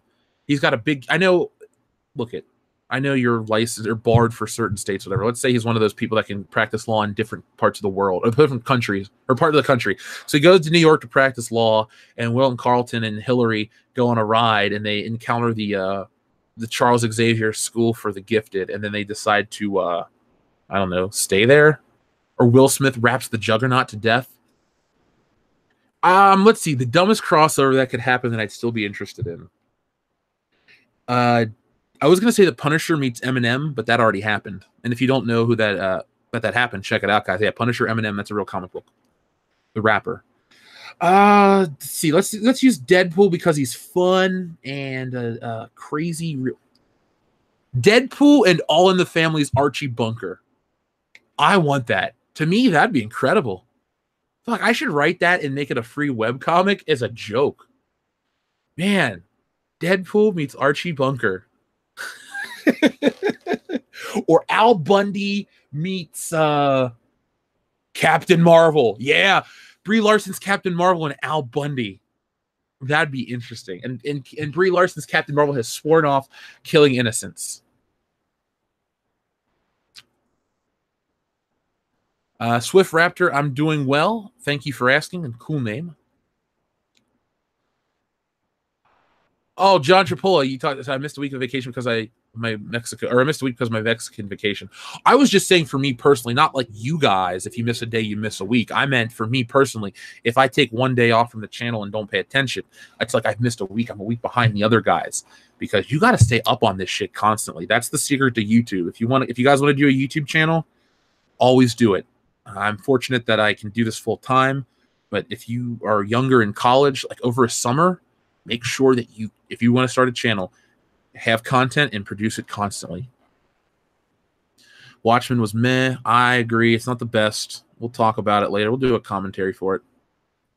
The Pui, thank you very much for a very, very generous super chat. Please give this super chat money to your mother for bringing up someone who entertains the crap out of me. Thanks, John. The Pui, I will. I'll take my mom to dinner. I think we're going out tonight, actually, because she's just been working extra hours, not by choice. She's been busy. But yeah, I'll take that, and I'll take my mom to dinner, and I'll tell her that the Pui, aka John, sent that. She'll appreciate it. Because she's like, these people love you. It's so nice and stuff like that. I'm like, yeah, Mom, it's a lot of fun. Like off air, I'm the same as on air. I'm just having a good time. I can't complain. I mean, what is there to complain about? I get to make content that entertains people, have engaging discussions about stuff I care about, find people that care about the same shit I care about. A guy couldn't ask for any more. I mean, yeah, it'd be great if a crate full of, I don't know, gold bars appeared in my basement. We could smelt them down and make a golden toilet. But other than that, I'm pretty much as happy as I could be right now. So, the Pui, I will do that, and thank you very much again. How about a Beverly Hills Cop crossover with something that you would cross it over with? I want to see Beverly Hills Cop and Miami Vice do a crossover. I've already written the story in my mind. Axel, Taggart, Billy, and Bogomil, because there's a photo of them in part 2. They all go fishing. The story takes place during that fishing trip in Miami. They're going to go fishing out in the ocean, and they come across a drug bust, and it's Taggart, it's Crockett and Tubbs, and I've already written that story out in my mind. I know it sounds crazy, but down the road, again, that'd be a free webcomic I put out there just for you guys to check it out. See, unless I could get the license to sell Beverly Hills Cop and Miami Vice stuff, which probably wouldn't be that expensive because who cares about those brands? I would love to do that. I don't think a lot of people would buy the comic on the channel, but maybe Stealing Solo will prove to you guys that I know what the hell I'm doing. And people are like, well, I'll read anything you make, and find out how much it would cost to do, pay the fee, and make the comic. That'd be so much fun. Let's see. I've seen The Last Starfighter years ago. Beverly Hills Batman, Deadpool, and Deathstroke crossover. That'd be cool.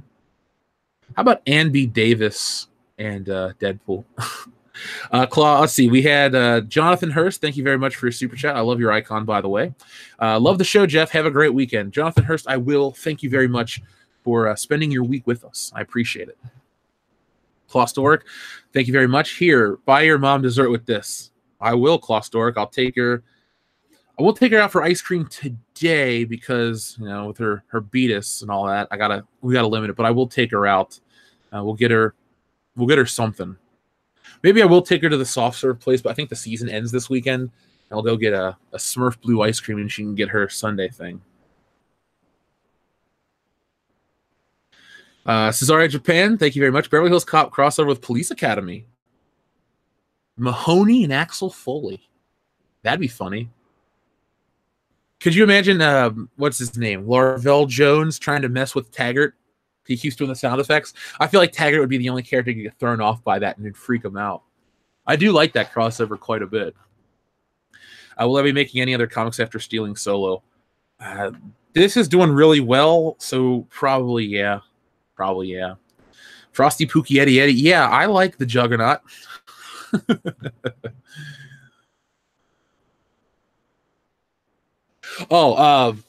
Let's see. The Pui, thank you very much. Ha ha ha. I was calling you John. Love you, man. By the way, my name is Greg. Thanks again, Jeff. Well, the Pui, your name is Greg, and I will remember that. I'll tell my mom that the Pui, aka Greg, sent us to dinner. But thanks again. I appreciate that. Let's see. Jabba the Hack. I mean, Plinkett should have directed Solo. Maybe. That may not have been a bad one. How about Alice meets Aunt B? Well, back to Uncle T-Bird. He's obsessed with the Andy Griffith Show. So maybe I'll draw him that for Christmas one year. Like, yeah, guys, I spent 70 hours each drawing you guys exclusive comic books. I hope you appreciate them and don't throw them out. Crossover Star Wars with The Last Jedi. I don't think that'll ever work. What if Beverly Hills Cop suddenly went woke? What then? I don't think Beverly Hills Cop could go woke. What would they want? There's already a minority in the lead. They didn't do an interracial relationship because that's actually been said that the reason Axel and Jenny didn't hook up is because it was the early 80s and they, you know, the waters hadn't been tested too much in terms of film. I mean, we can talk about that from examples. My mom and dad, they got together in 1986. I was born in 88, but people were kind of shitty about that to them towards the end of the 80s. Even today, there's still a little bit of that. That's why, though, you can't get angry and be too militant, like, oh, I hate white people. They didn't like whatever. You know what? It's a different time. It's a different situation. Let's be glad that overall people's opinions and tastes and stuff have changed. So I don't know how woke you could make Beverly Hills Cop. They can't make Taggart and Rosewood gay because Taggart has a family that's established, his wife Maureen and the kids. And then Rosewood kind of has a thing for the Asian lady bartender in part 3. Axel has a girlfriend at the end of part 3. He was supposed to have a son in the TV show pilot. So you already have a black guy in the lead. You couldn't make anyone gay because every person that's in that movie has shown interest in a woman or has children with that woman. Even Bogomil has a daughter, Jan. You know, maybe you have Axel and Jan get hooked up and they have a biracial child. That really isn't woke. That's just normal life to me. So, I don't know. Thankfully, Beverly Hills Cop is safe from that. Back to the Future could get woke, but definitely could have Beverly Hills Cop be safe. Superfan Adam Shawhan says, waited so I could push you over 30K, but fell asleep. Well, Superfan Adam Shawhan, I appreciate all the support no matter what, man. You went out of your way above and beyond for the channel. You do all the time, so thank you. I appreciate it. Appreciate you. Part 3 was horrible. Yeah, John, it was horrible. Beverly Hills Cop 3 is bad. I love Beverly Hills Cop, but I can't imagine it being... I can't imagine a world where I make excuses for part 3. Now, Dion can, because he loves Uncle Dave and Ellis DeWald.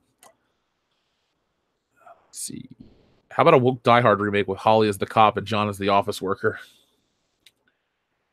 here's the thing: as much as that would be funny, that would be so dumb because like Holly is what 110 pounds. McClane's not a big dude, but he's not. But he's in shape and he's a trained cop. And those terrorists are big dudes, and they would, they beat the shit out of him. That's the beauty of Die Hard is he overcomes so much adversity. It's not like in Star Wars where Rey just beats the villain because of plot. No, McClane gets beaten up by the first guy, but he takes him down relatively easily. Let's see. He gets cut. He gets shot. His feet are ruined. He thinks he's going to die. Does Rey ever have any uncertainty? No. She takes the time to fix her hair and goes to fight Kylo Ren in a new outfit. Yeah, John McClane didn't have time to do shit. He was bleeding, and he shows vulnerability too. Like when he's in the bathroom. Oh, if I don't make it, tell my wife or lover. And then the cop's like, or Al Powell's like, you're gonna make it. You tell her yourself, cowboy. Stuff like that. The characters have emotion. Holly, if you did make, even if let's say this was serious, because I know you're just joking, and I believe me, I see the humor. But let's go the alternate Ghostbusters route where they're trying to honestly remake a franchise with a woman in the lead of Die Hard. It just wouldn't work. Like it would be 10 dudes and she'd be fighting off 10 dudes. I don't think she could beat Carl. I think she would be the one hanging from the chain like Carl was. She'd come back at the end and shoot whatever. I think it would only be funny if it was taken as a joke and not seriously. Beverly Hills Cop 3 was all about Disney being corrupt, wasn't it? That is a subplot. There's some subtext in Beverly Hills Cop 3. John Landis, one of my all-time favorite directors, was responsible for Beverly Hills Cop 3. And even his amazing track record couldn't save that piece of shit movie. No, the Die Hard series did not go woke. It's just, people are joking about it. But that's fun. That's what I enjoy about this channel. Well, one of the many things is we can just have a good time and laugh. A stern world-class bullshitters is not world-class bullshitters. It's Collider. It's Screen Junkies. It's stupid. Die Hard is based on a series of books. Yeah, was it Roderick Thorpe? I've never... the first one's The Detective, which Frank Sinatra played in. And then I don't know what the book Die Hard's based off of, but I think it's Roderick Thorpe is his name. Let's see. They best not fuck with my favorite Eddie Murphy classic. Ross Skywalker, you're not alone. You know what? Hold on for a second, folks. Let me show you guys, when I talk about Beverly Hills Cop, I have shown this on my own Facebook. Somebody like a superfan, Adam Shawhan, may have seen this. But this isn't even everything that I have from Beverly Hills. Oh, that's a video. I can't show it. Hold on. I do not want to get a copyright strike after I'm bitching about one now. Let's see if I can find how to do it myself. There's a picture of it. I have this stupid amount of Beverly Hills Cop merchandise, and I'm so proud that I own it. Believe me, it's your photos, not photos of me. I'm not Beverly Hills Cop on DVD, VHS, Blu-ray, Laserdisc. All right, so here's one image. I'll show you guys the soundtracks first. And this is just there you go. Blah blah blah. Yeah, I'm glad that other people have the same favorite Eddie Murphy classic as I do. Seriously, I could watch this. There was a summer where I watched it 25 times, but there's just all the soundtracks I have. Let's read the super chat that popped in from Dio Brando. Thank you very much, Dio Brando. My idea for that crossover is that Carlton joins the Brotherhood of Mutants because Will makes fun of him. Magneto believes in watching him dance. I love it. Oh, I want to see that so bad now. Dio Brando, you sold me on the Fresh Prince of Bel-Air meet the X-Men. That's better than X-Men meets Star Trek. That's better than X-Men meets Star Trek by a fucking mile. I want that. I want that 100%.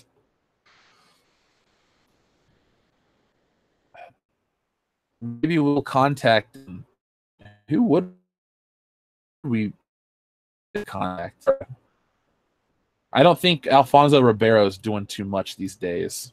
So I'm sure we could just be like, yo, Alfonso, what's up, man? And we'll just Will Smith's production team may be the harder sell. I can't find this picture, but I have Beverly Hills Cop on VHS, DVD, Laserdisc, Betamax, 8mm tape, and Philips CDI. Yeah, I bought that on Philips CDI. Here's a crossover: Terminator and Back to the Future. Could you imagine Marty McFly trying to fight a T-800? That'd be so funny. Let's see. JSP, thank you very much for your super chat. Nothing Lasts Forever by Roderick Thorpe. Okay, so I was right on the Roderick Thorpe. I couldn't remember the whatchamacallit, the book title. Thank you. Harold Faltermeyer's music was amazing. He did Fletch too. Yes, okay, so I had a bootleg of the Beverly Hills Cop soundtrack for years. I listened to it honestly about 1,000 times per track. I was so pumped to download it. And then the official one came out, and I bought those from La La Land Records. What, end of 2016? I got it early 2017. That was what that black CD case was. So I get that, and they have not announced Fletch yet. But when they release the Fletch soundtrack, I'll be the first person to buy it. Harold Faltermeyer music. If you ever want to know what it's like to drive around with me in a car, I usually have Beverly Hills Cop music playing in the background if I'm talking to people, because it's nice background music. It kind of frames the scene of, driving down in Cincinnati. There was a crossover between Power Rangers and Teenage Mutant Ninja Turtles. Yeah, there was. I watched it. It was Power Rangers in Space meets Ninja Turtles Next Mutation, like you said. I saw it as a kid because I watched. Okay, so I got out of Power Rangers, but I did watch Beetleborgs, and I watched that Ninja Turtles live action show. All dumb, but it was something I watched in second or third grade. You come home from school, you get your snack, you watch TV till 5 o'clock, and then you do your homework after dinner. That was pretty much. What other 8mm films do I have? Do you have any 16mm? No, I only have Beverly Hills Cop in 8mm film. That's brand new in the wrapper too, by the way. It was like $10 on eBay. I don't have any 16mm. I don't really collect formats for anything. It's just like Beverly Hills Cop, Back to the Future. I have Indiana Jones on most formats too. I don't want to pull the trigger though, because that would be too many different things. They've re-released that shit way too much. I'll just stick with Beverly Hills Cop for now. You just bought the 3-in-1 Blu-ray for Beverly Hills Cop. I don't own that because it's not available in the US. I have to import it, which it's not expensive. I just I haven't done it yet. Kendo has it because it's region free.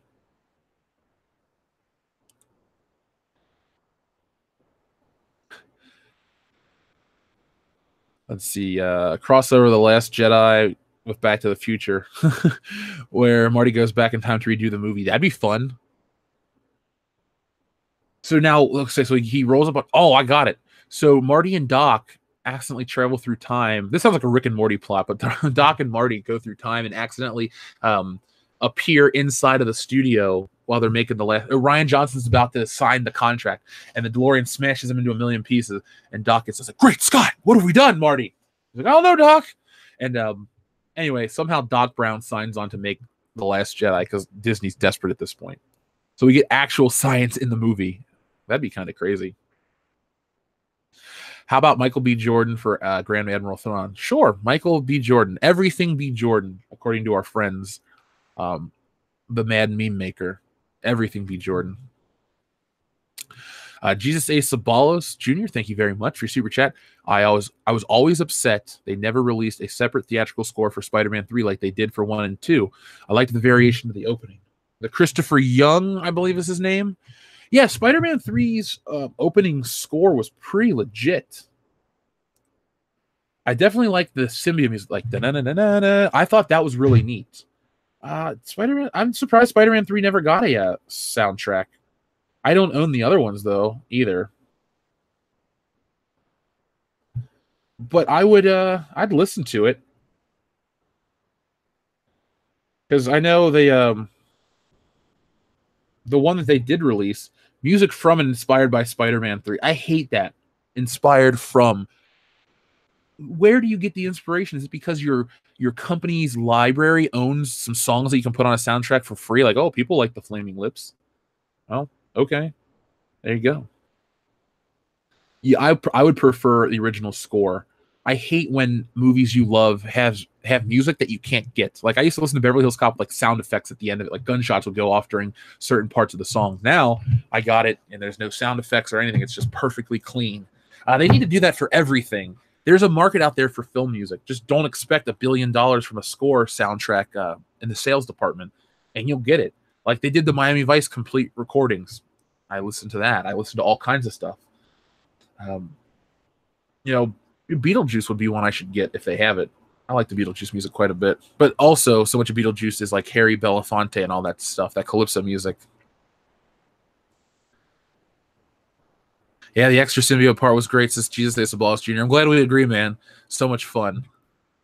Soundtrack for Spidey 2 is good. Yes, it is. Danny Elfman did a good job.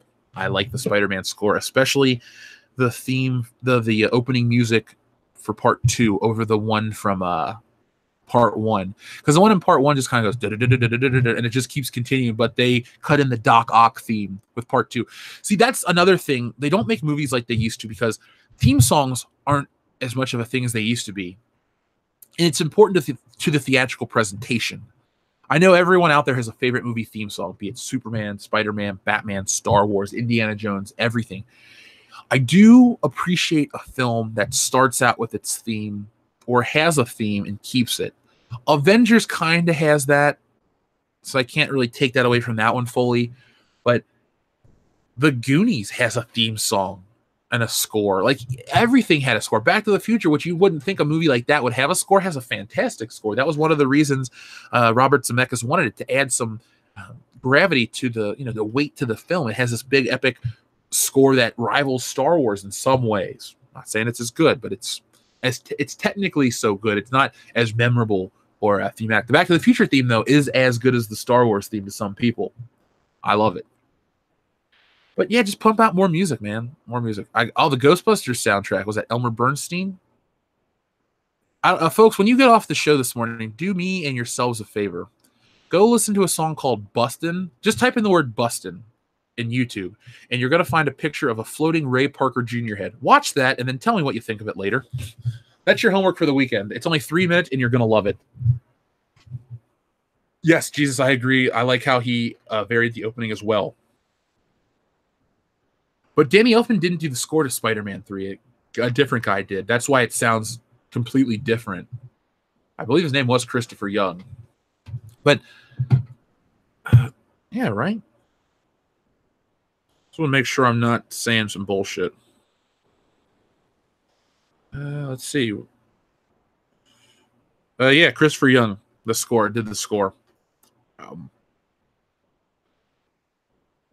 It's just a concept album. That's weird. Okay, yeah, now you're talking about even more. Dia Brando, thank you very much for your super chat. Captain Marvel's theme is Symphony of Warm Queefs. Don't make jokes. They're sexist. I mean, come on.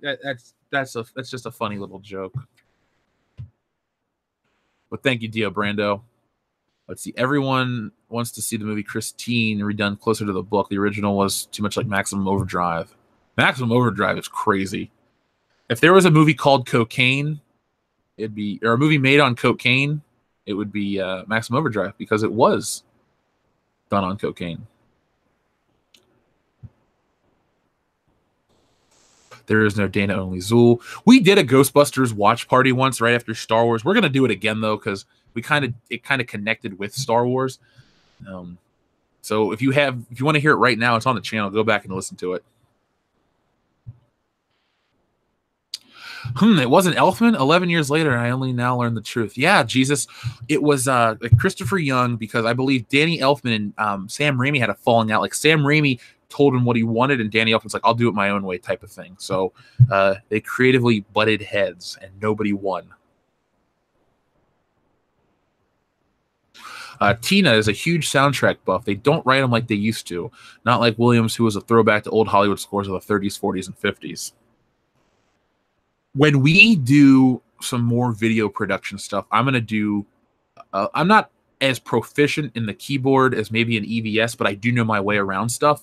I'd like to do throwbacks to old 80s synth scores for our stuff. Kind of like how Stranger Things does, but not as downbeat. I'll give Stranger Things themes one of the best theme songs to a TV show ever. That song kicks ass. But I will. I want to do a throwback to that, like an old John Carpenter type of thing. Just fun. Like, oh, did you guys check out that new Halloween score, the new soundtrack clip? It's on YouTube. It's called "The Shape Stalks." It may be the best piece of music I've heard all year. I got pumped. I listened to it like 5 times. I talked to it about it with Nick yesterday. All kinds of stuff. I can't wait for that movie, and I can't wait to. I'm gonna buy the soundtrack right away. Right away. I can't wait, man. Can you, EVS, and Jeremy get into a boxing ring with Ryan Johnson, Jar Jar Abrams, and Pablo Hidalgo? I can ask. I don't think they'll show up.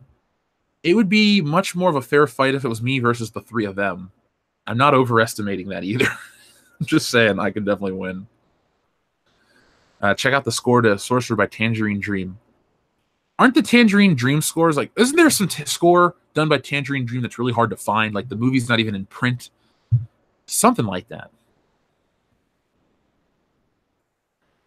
Sarah says, I love the Sam Raimi Spider-Man films. They're the true Spider-Man, or that's the true Spider-Man of my childhood. Well, I rephrased that. I apologize. Yeah, Sarah. Sam Raimi Spider-Man 1 and 2, particularly. 3, not that great, but I'm not going to shit on you for liking it, or anyone that likes it, or any movie. I just will have differing opinions. If the first 2 are 10s, number 3 is a 5 to me. It almost is a complete failure. There are moments of greatness. Like when he fights the Sandman after the Spider-Man parade, that's a great scene. But the ending's really good too. I do like when Harry dies. I think that's a pretty good scene. But it ends on a weird note. Like, I don't like how it just ends with Peter and MJ dancing in the club or finding each other again. It should have ended with a Spider-Man final swing, and got you pumped. Okay, Sarah agrees they fudged number 3. Cool. Then we're on the same boat. That's your next comic. EVS, Jeremy, and Jeff versus Star Wars Shields WWE style. If I did I could do mini comics of like 10 pages, pump them out, and have a really low buy-in of like $5. There we go. We could do stuff like that. Yeah, there was going to be a Spider-Man 4. There is production art for it, like storyboards. So what you're saying is a new Ghostbusters commentary. Then will the Wiener Dog Clan just because the Wiener Dog Clan just requested on Patreon. Oh shit. Okay. Well, the Wiener Dog Clan get what it wants. So I guess we got to do some Ghostbusters action soon. Jeff versus the Bad Taste Brigade. Next chapter of One Punch Man. Find out next time. 3 had its moments, but what a letdown. Very true. What a letdown indeed. And it bothers me too that it follows one of the best superhero movies ever made, my favorite of all time, of anything, even over MCU, and then wet fart. Let's see. Tangerine Dream did the music for movie Firestarter. Oh, with Drew Barrymore. I saw that years ago. I spent a lot of time. My mom worked a lot, so my aunt every once in a while would watch me. My Aunt Pat, my favorite aunt, and they would watch, movies, regular movies. I didn't watch a lot of kids' movies. That's how I got into stuff regularly. I watched Beetlejuice a lot at their house, but I also would watch Moonraker. Ew. Ugh. Have the High Council dominate the Shills throughout the whole wrestling match. Definitely. I mean, you can't talk your way out of an ass whooping. I'm just saying. You can try, but when you sign on the dotted line for that wrestling match, we're going to lay the smackdown on you. Bruce Campbell was supposed to be villain in Part 4. Yeah, he was supposed to be Mysterio. He was supposed to get arrested in like the beginning of the movie. Rumor was Anne Hathaway was going to play the Vultress and John Malkovich was going to be the Vulture. I'm glad that didn't happen.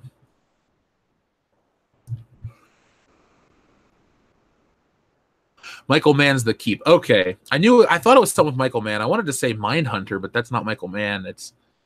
Never mind. I like Michael Mann shit. It's very atmospheric.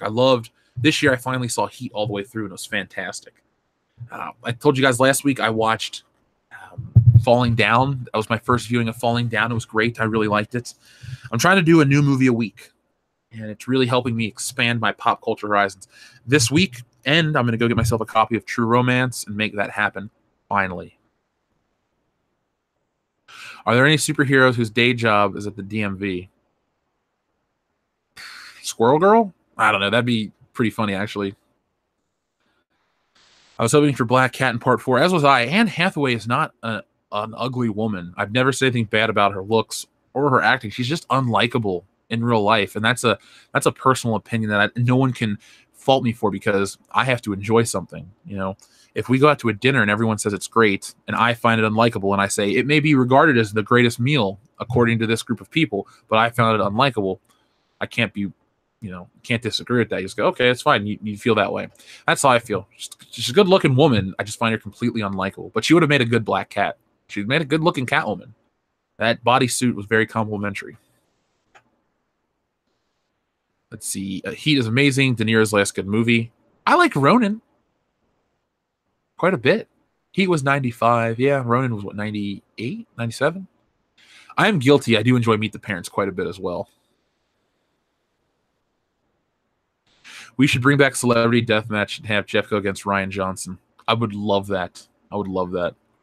I would look at me and say, Ryan, you ruined Star Wars, man. Now I'm going to ruin you. And then I'll look him in the eye and say, you can submit, tap out on your leg 3 times, and there's no fight. But you have to get on the microphone and apologize for Star Wars to everybody. Jeff, watch 12 Angry Men. I can do that.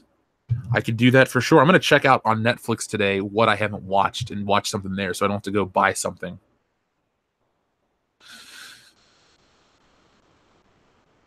You don't like you don't like hummus because you have an internalized anger with chickpeas.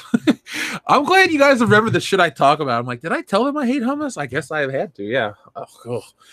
I enjoy international cuisine, but hummus is not a food I like. I also don't really like Indian food too much. But I enjoy Asian food, German food, one of my favorite, Italian. I think for a meal-by-meal basis, Italian food is the best overall. Everybody likes something Italian. Even if you want a basic pizza or you want something really great like a nice shrimp dish. I mean, there's something for everybody. Italian food, oh. I haven't eaten breakfast yet, and I could go for some Italian food. Can I order a pizza at 9:52 in the morning? That'd be amazing. Man, Jeff does love pizza. A Mostert. Hello, world-class bullshitters people. Continue your fine work, please. Love, a longtime Star Wars fan. Of course. You guys got to understand something. I like doing this a lot. I love doing it. I'm not going to stop. There's really no reason to. I live a pretty clean life. I take care of myself so nothing happens to me physically, and I enjoy this. So I'm operating on a high level right now, and I'm going to keep pumping out the content. You guys are always there for it, so why the hell not? I'm not yelling down an empty hallway anymore. There's people at every doorway listening to what I have to say. So thank you, A. Mostert or Mostert. You can always look forward to more. I got a funny woke video coming out tomorrow. I got to make it, and then I'm going to do the Captain Marvel one for this Monday. So make sure over the weekend you pay attention to the channel. And American Trent, his birthday, I believe, is it might be today, but he's turning 21 over the weekend, and he requested for his birthday that we do a live watch party of A New Hope because the Blu-ray or the DVD came out 14 years ago. I believe, was it today or someday? But that's how he got into Star Wars. And he has a really great Star Wars story that he wants to share with everybody, and he wants to do a live watch of Star Wars, which you don't have to twist my arm at all to get me to watch Star Wars, the original one. I got it on every available device, so we'll watch Star Wars over the weekend. Maybe we'll do something tonight or tomorrow. I don't really know what's going on with the channel. Maybe Trent is more available tonight. We'll figure it out. We'll figure it out, guys. I want to do some stuff over the weekend. I like to get a little drunk and watch movies and, just have fun. Let's see. Gojirify says, what is this drama within the fandom menace I am hearing about? It's made up. Put it like this. I don't know what goes on with everybody in the fandom menace, but there is no tension between myself, Jeremy, or Ethan. None at all. We talk most days, honestly, over Twitter. There's never been a bad word said to each other, and there's no behind the scenes drama from the three of us. I don't know if there's something going on with other people that are part of it or the fans in general, but all I can say is on my end, there's no problems between Ethan, Jeremy, and myself. And I've never had any problems with Ivan. Ivan's a great dude. What is her? She used to be Random Game User. She's cool. I've never had any issues with her. I've spoken to her in a chat a couple times, very friendly.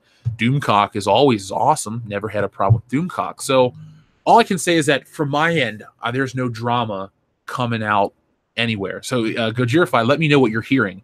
But all I can tell you is there's no problem between the three of us.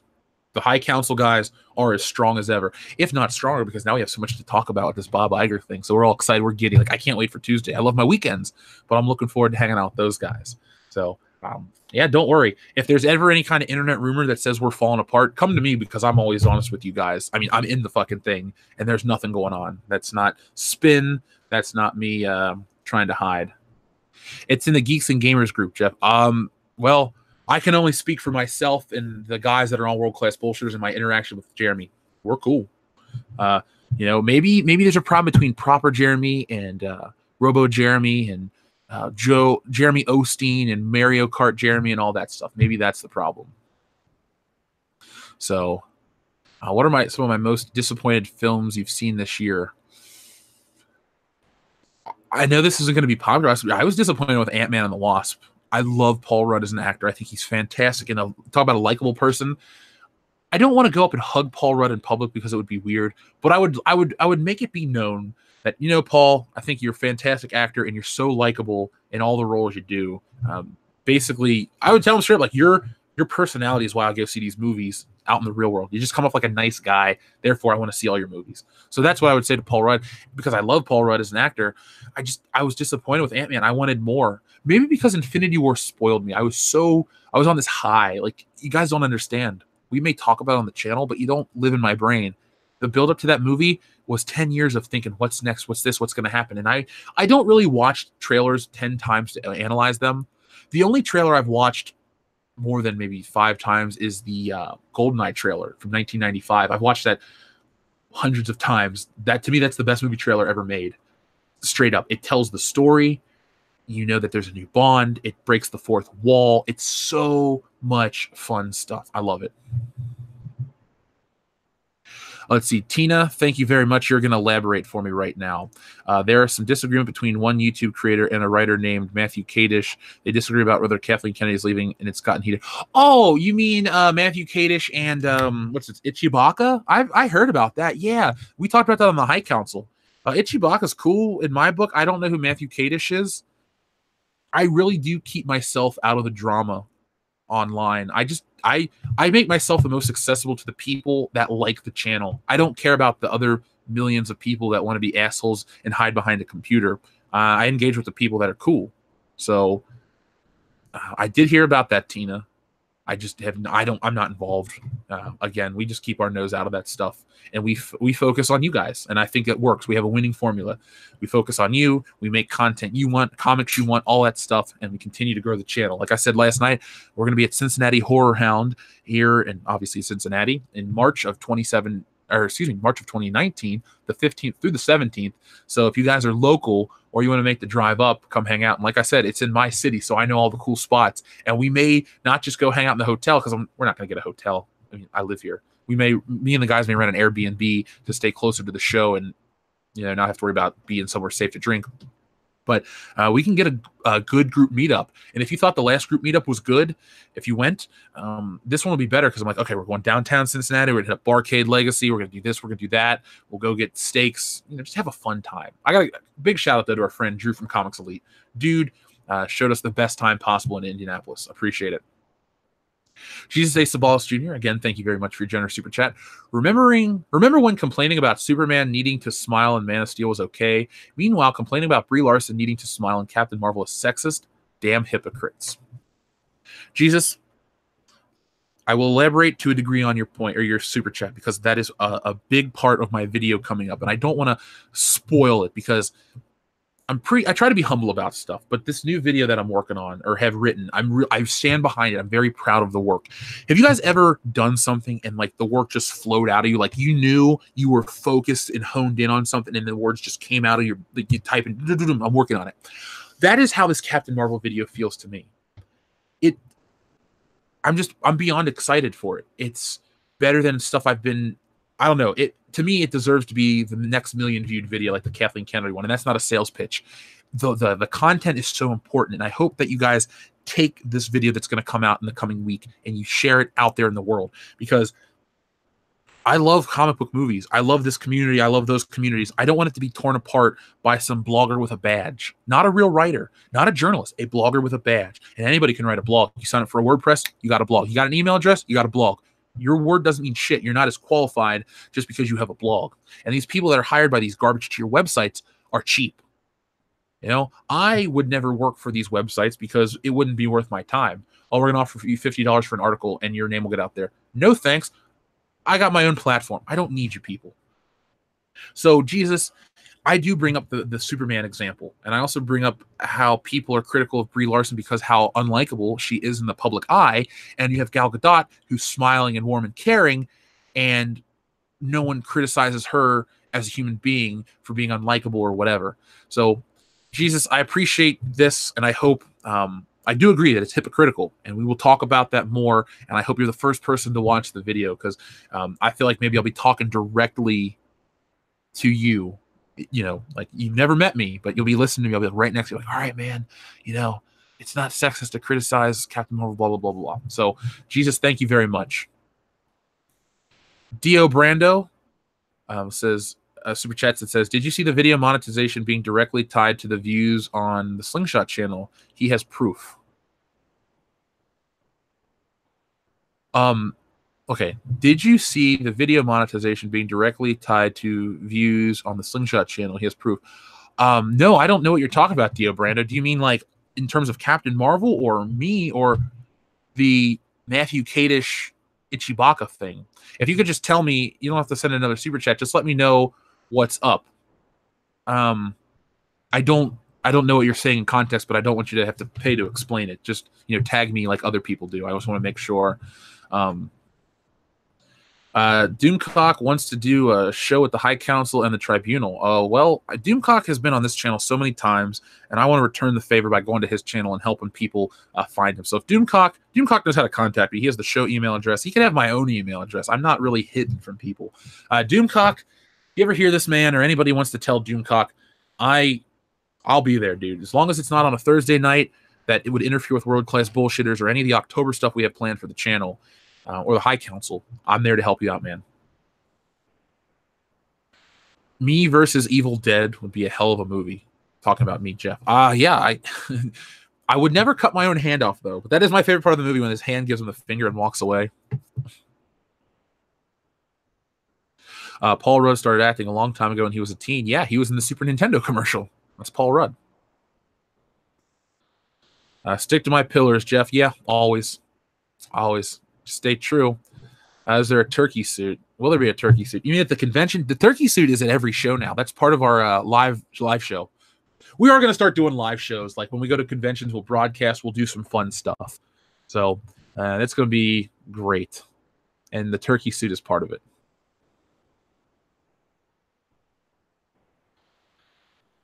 Can we all agree that SJWs are like a cancer and ruin everything they touch? They take the fun out of everything, guys. I'm just a fun-loving dude that likes entertainment. I don't want to be berated by an ideology that doesn't belong. Like you don't have to believe the same thing I believe.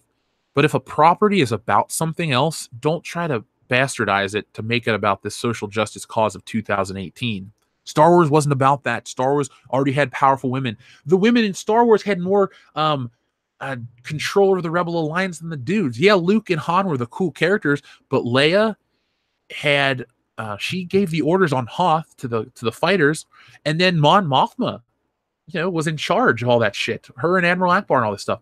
Women have always had high-ranking positions in Star Wars, and not once have I ever said, I don't like this because women are in charge. No, I was like, get me a Princess Leia figure. Let's get out there and play with the AT-AT walkers. Let's have Luke cut off a leg and this and that.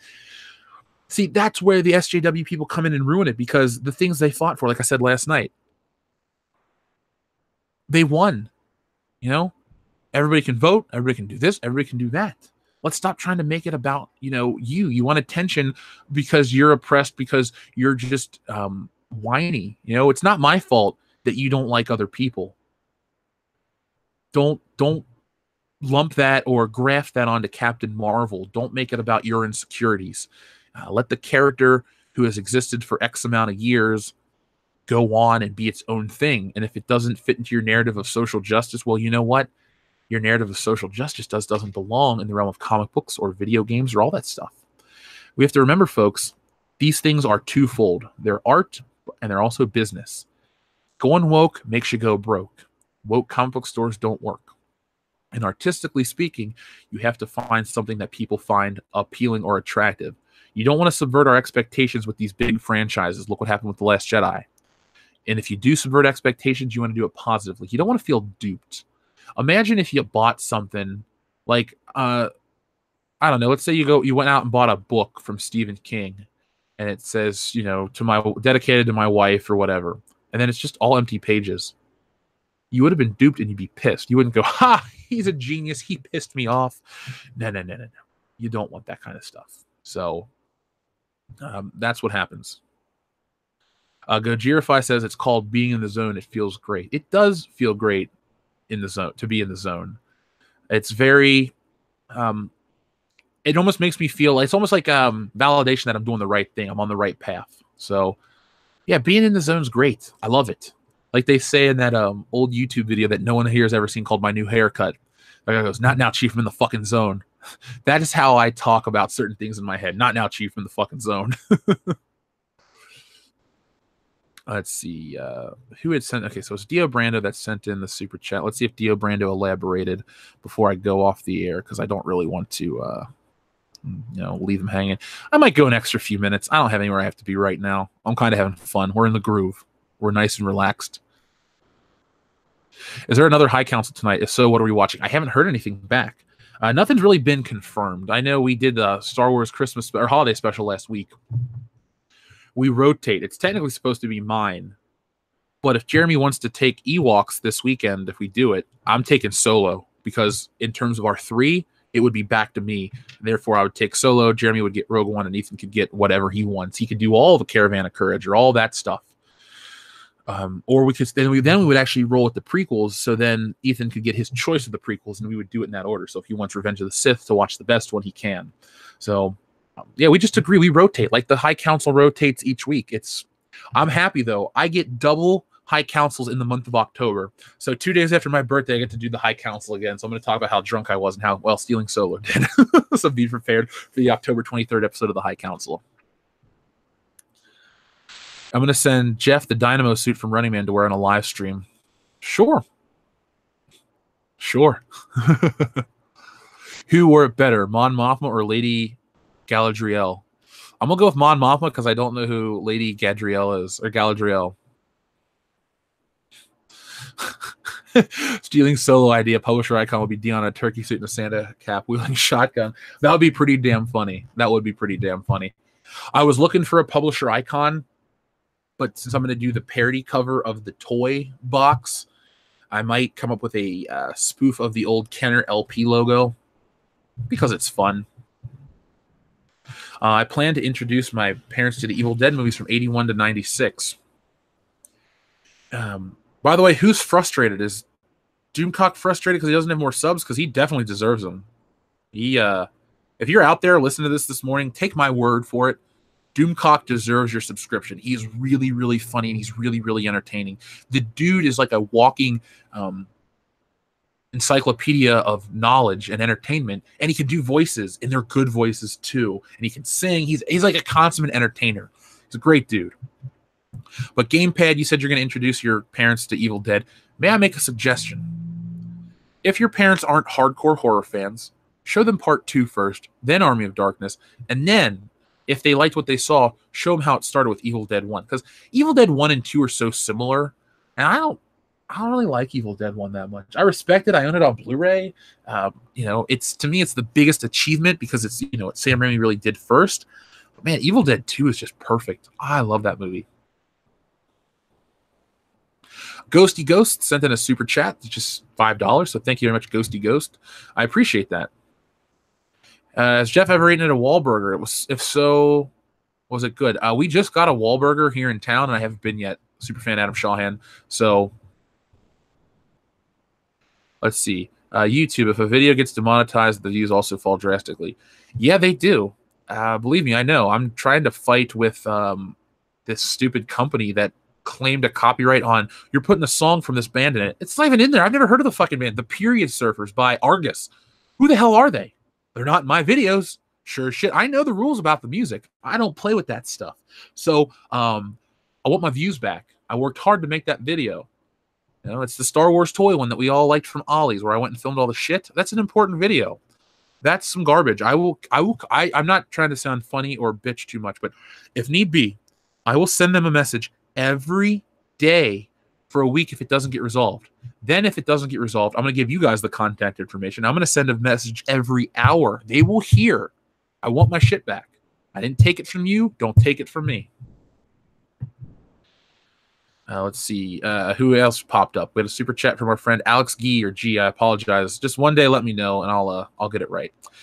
If they brought Celebrity Deathmatch back, it would just give SJWs the chance to punch Nazis. The cringe would be too much.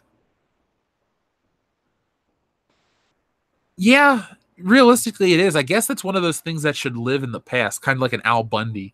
You can't make Al Bundy for a modern era. And plus, it's on MTV.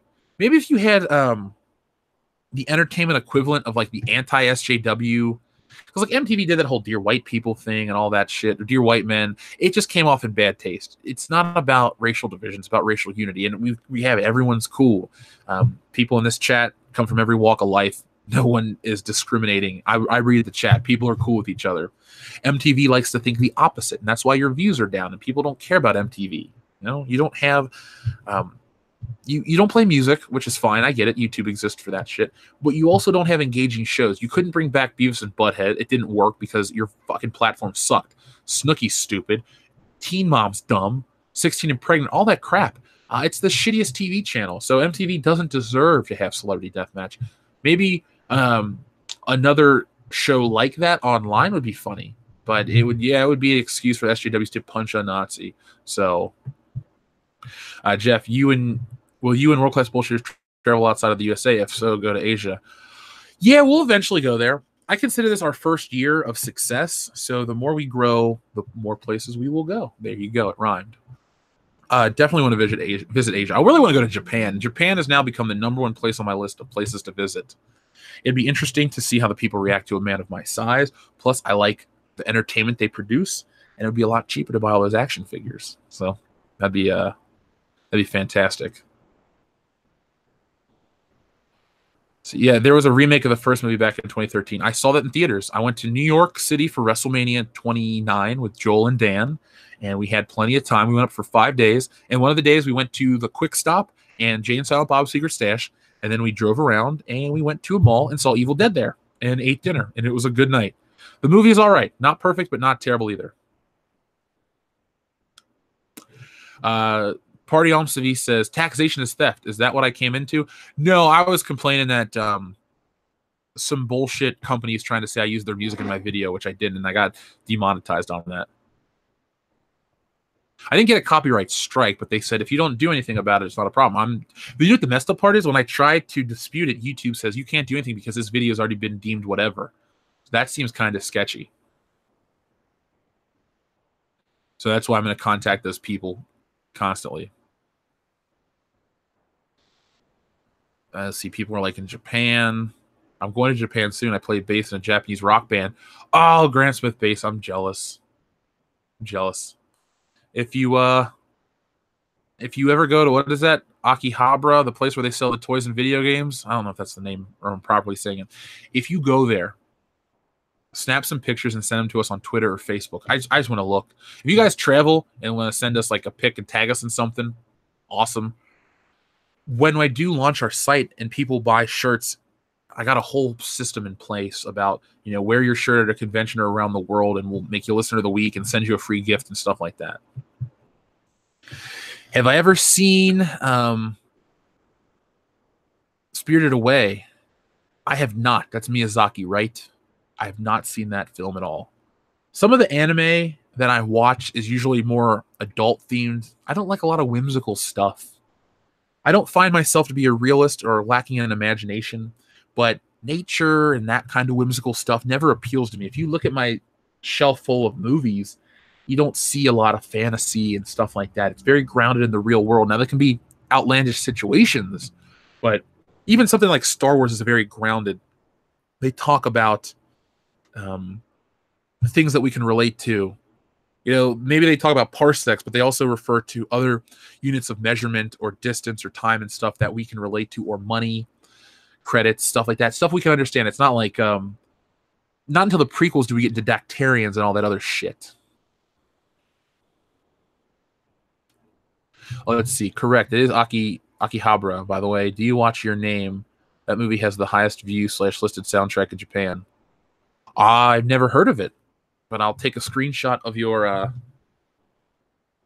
thing, and I will check it out. Just even if I don't listen to it or watch it right away, at least I know I have something to check out.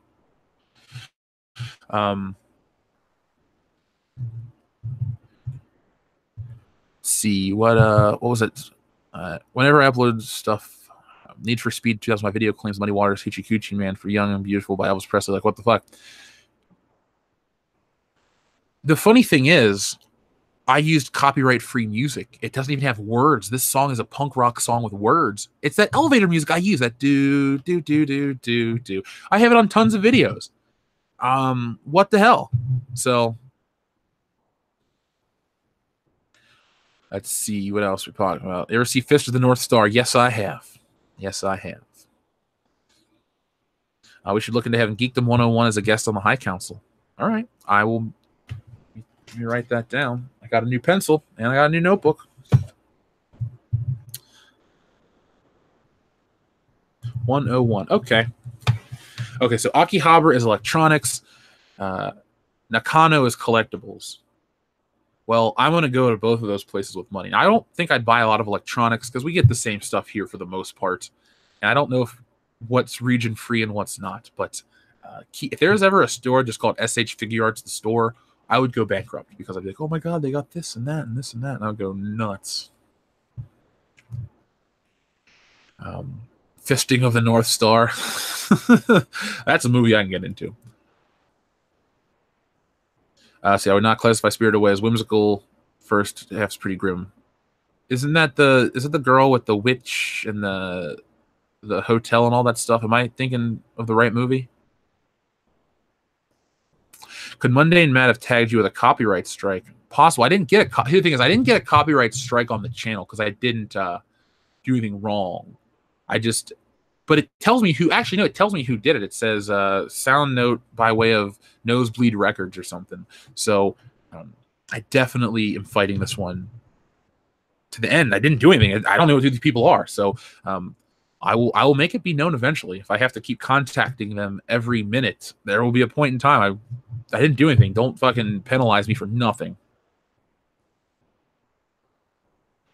Let's see, Jeff, I can't send in a super chat with the word Doomcock, but I can send in a regular message. What the fuck? I don't know, man. I don't know. Okay, that was Spirited Away. I want a Lupin the Third figure. Tatooine, I have a couple of them. I have the SH Figure Arts Lupin the Third. He's got a blue jacket, and then I got an old Revolve Tech one with the red jacket. I want to get Jigen, but he's now $90, and I ain't paying $90 for a Jigen action figure. Let's see. They dislike my great work. You know what? There's a reason why. Yeah, Dr. Coffin has Han's Bloodstripe is white instead of red because it's a parody, and I don't want to have the exact costume. That's also why he's wearing a fishing vest. He's wearing Adidas sweatpants.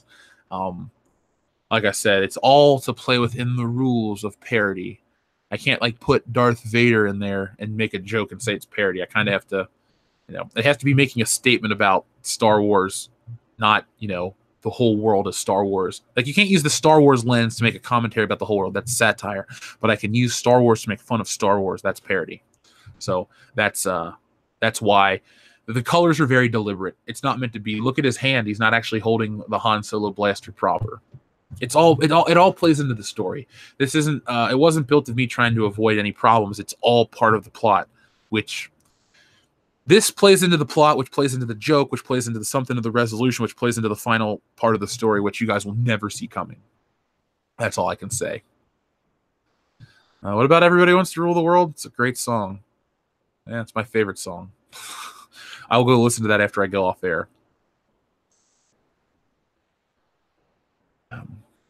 Let's see. I guess it's Chad literally took Darth Vader. True. But that's the story of Chad Vader. I'm just saying, for me, in the realm of this story, remember, the story has to come first. It has to make sense, be fun and entertaining. I'm not going to just throw in, I guess my example was meant to say, I'm not going to put Darth Vader in this story for just because and say it's a parody just so I can use Darth Vader to sell something. The joke is, not about him. So yeah, I love Chad Vader. Let's see, Jeff, whoever is suing you or whatever. Oh, no one's suing me. I'm not in any kind of trouble at all. Like, I didn't do anything or break any law. This comic has been is well protected by parody in the first what is it? Fair use. It's in the Constitution, so that's fine. The comic's fine completely. It's just somebody said I used their music, which I didn't. It's just a mistake, and I'm pissed off that it's a mistake. That's all. Oh, let's see. Han Solo elevator scene. You can say it's Chad Vader. Oh, I know, but he just wouldn't fit within the story at all. I mean, in no place would Chad Vader be in the story type of thing. I can make an orange Vader, purple Vader, green Vader, yellow Vader. Let's see. Why would Disney throw out the Star Wars books? There's literal treasure trove of movie material on those with some actual decent storylines. Maybe because they want to milk them later and say, well, we don't want to adapt this property, so we're just going to take it, cancel it, and then use little bits of it and make our own story. Hot pink Vader. That sounds like a fun time. Elevator. I was going to make that joke, but then I was like, I have too much pride. Too much pride. Well, folks, it looks like it's time to close out another episode of Good Morning Pop Culture. We went just slightly longer this morning, but thank you to everyone who has joined me this morning. I know I was a few minutes late due to the copyright shit, but I think we had a pretty strong show. A damn fine episode of Good Morning Pop Culture, which is a good way to start your day, the best way to start your day. So, folks, you're probably working and lurking, or you're on your way to class or school. Well, it's what, 7:21 on the West Coast, so you could be on your way to school. But let me know if we should do something tonight. I'm open to having a fun stream watch party. I don't know what we're gonna do. Nobody knows what we're gonna do yet, but I know I'm planning October to be our best month since June. So even if you don't like horror, there will be other content on the channel. But we will be embracing my favorite holiday, Halloween. Like World Class Bullshitters, we have a favorite holiday. It's Halloween. We love Christmas and New Year's because you can get drunk and eat a lot of food on Thanksgiving as well. But Halloween is the officially approved holiday of World Class Bullshitters. And the month of October is a threefer. First off, we're having that big get-together for my birthday, which will be fun. We're celebrating Schlocktoberfest, and the show's anniversary is October. So it's a good time. It's more than just inventory time at Statler Toyota. All right, folks. So I will be back. A lot did happen this week, and a lot's about to happen in the future. We're just starting off down the Captain Marvel path. So everybody out there, Jesus A. Sabalas Jr. included, pay attention for that video that's coming soon. It's going to be very important. It's going to be very telling. It's the beginning of where we're going to go for the next 6 months. And as fans of entertainment, pop culture, geek culture, nerd culture, whatever you want to call it, world culture, it's going to be interesting to see how they take this fight up again and lose again. So I'm glad everyone enjoys the future Star Wars content. I'll catch you guys in a little bit. And until then, go back and watch the old stuff. There's a lot of it. Our friend Seth has been going back to watch all the old episodes. So maybe you too can join Tap and Die in the avant-garde of the new aesthetic and watch everything we've ever put out. And if you do, well, you have my respect. You have my respect.